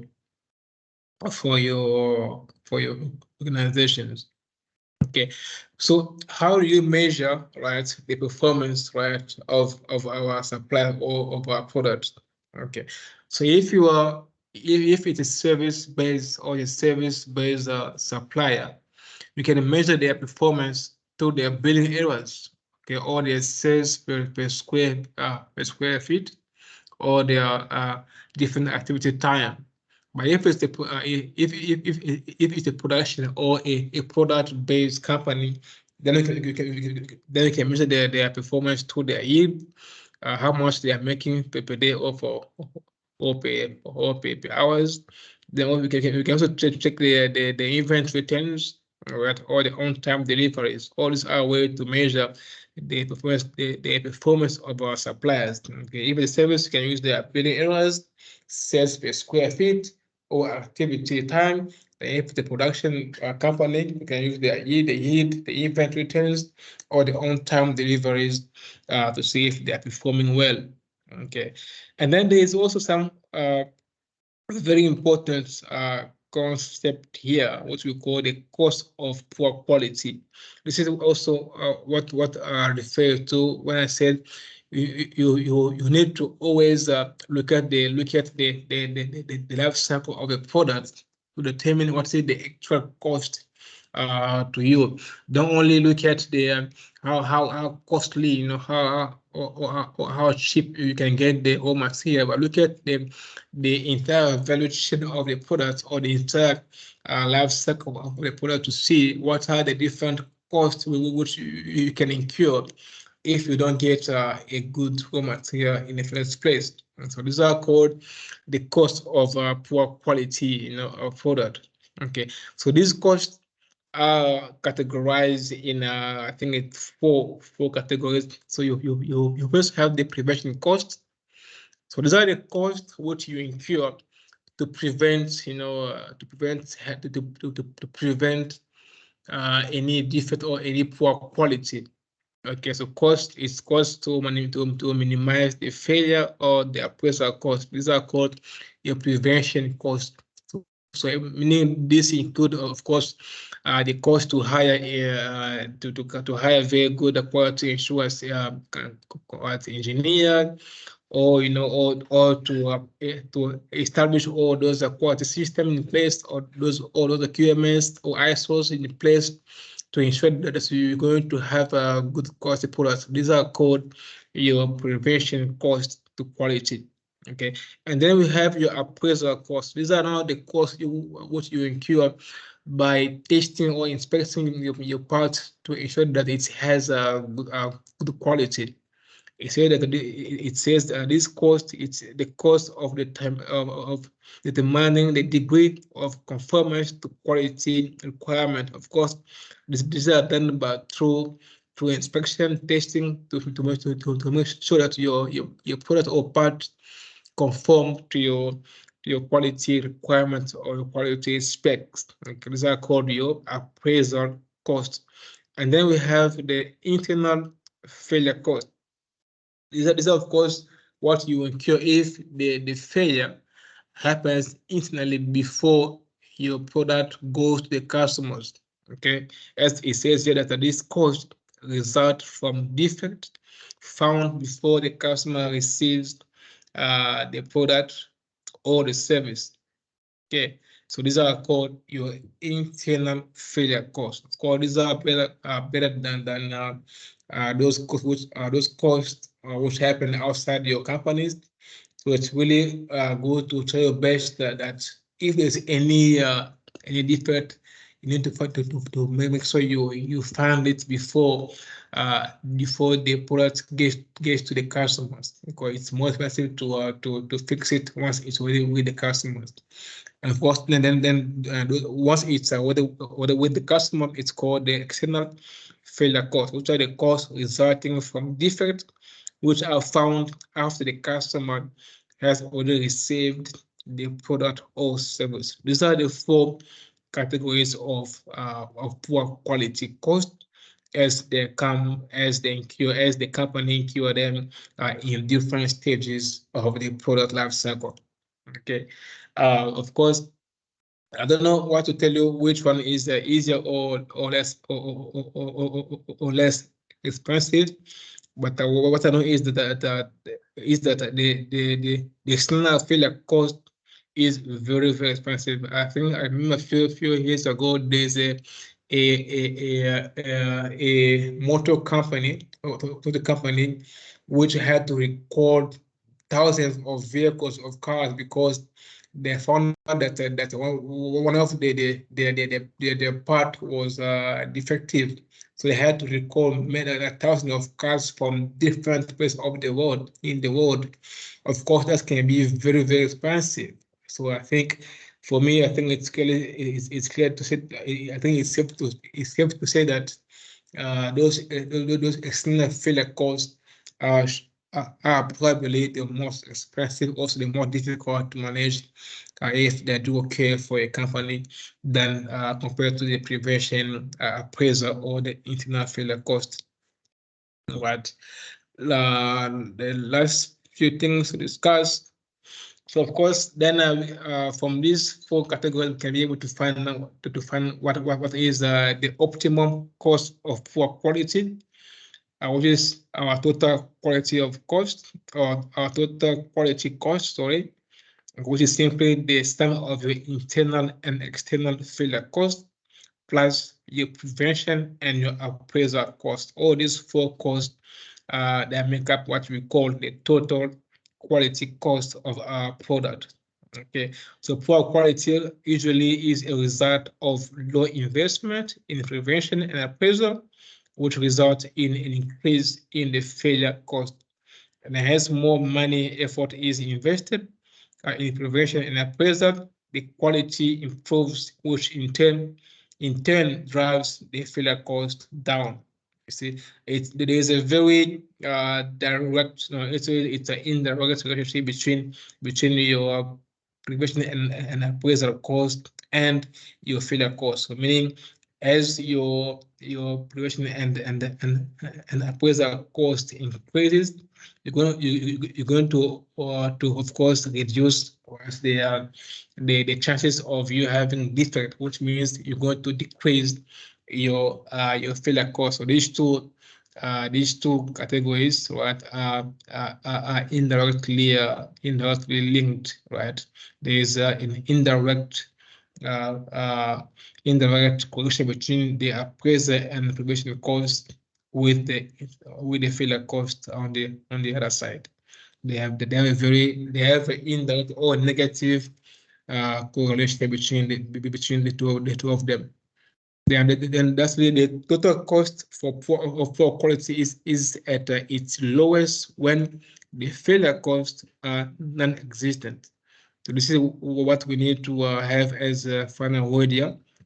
That's your total cost of quality will be at its lowest possible point only when your failure costs are not there. If you don't get any failure cost, so we need to do our best to minimize the failure cost. That's where you get the minimum possible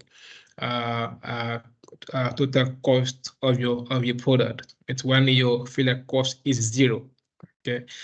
That's where you can get the maximum or the lowest total cost of your product or service. Okay, that's the end of of today's class.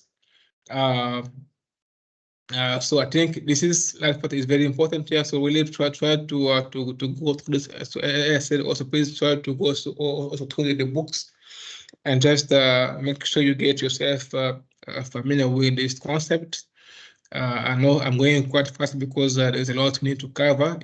We only have 1 semester for this big module, and some colleagues here have not done this before, so we need to really make sure we go through everything. And I need to go a bit fast, but hopefully you will be able to stay up to date and not fall behind.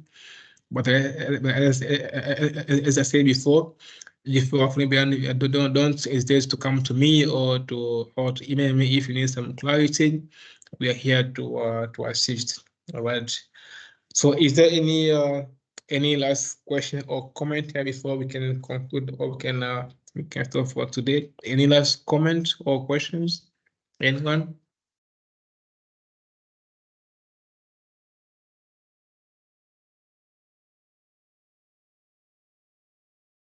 Any comment? Any questions regarding the cost of poor quality? Is it coming clear?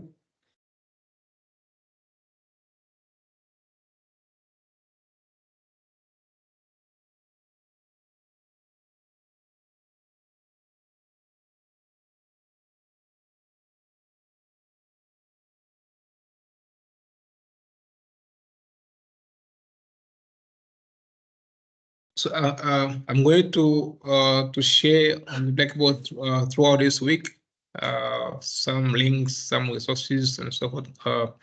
whatever I can find, I'm going to share with you on the Blackboard.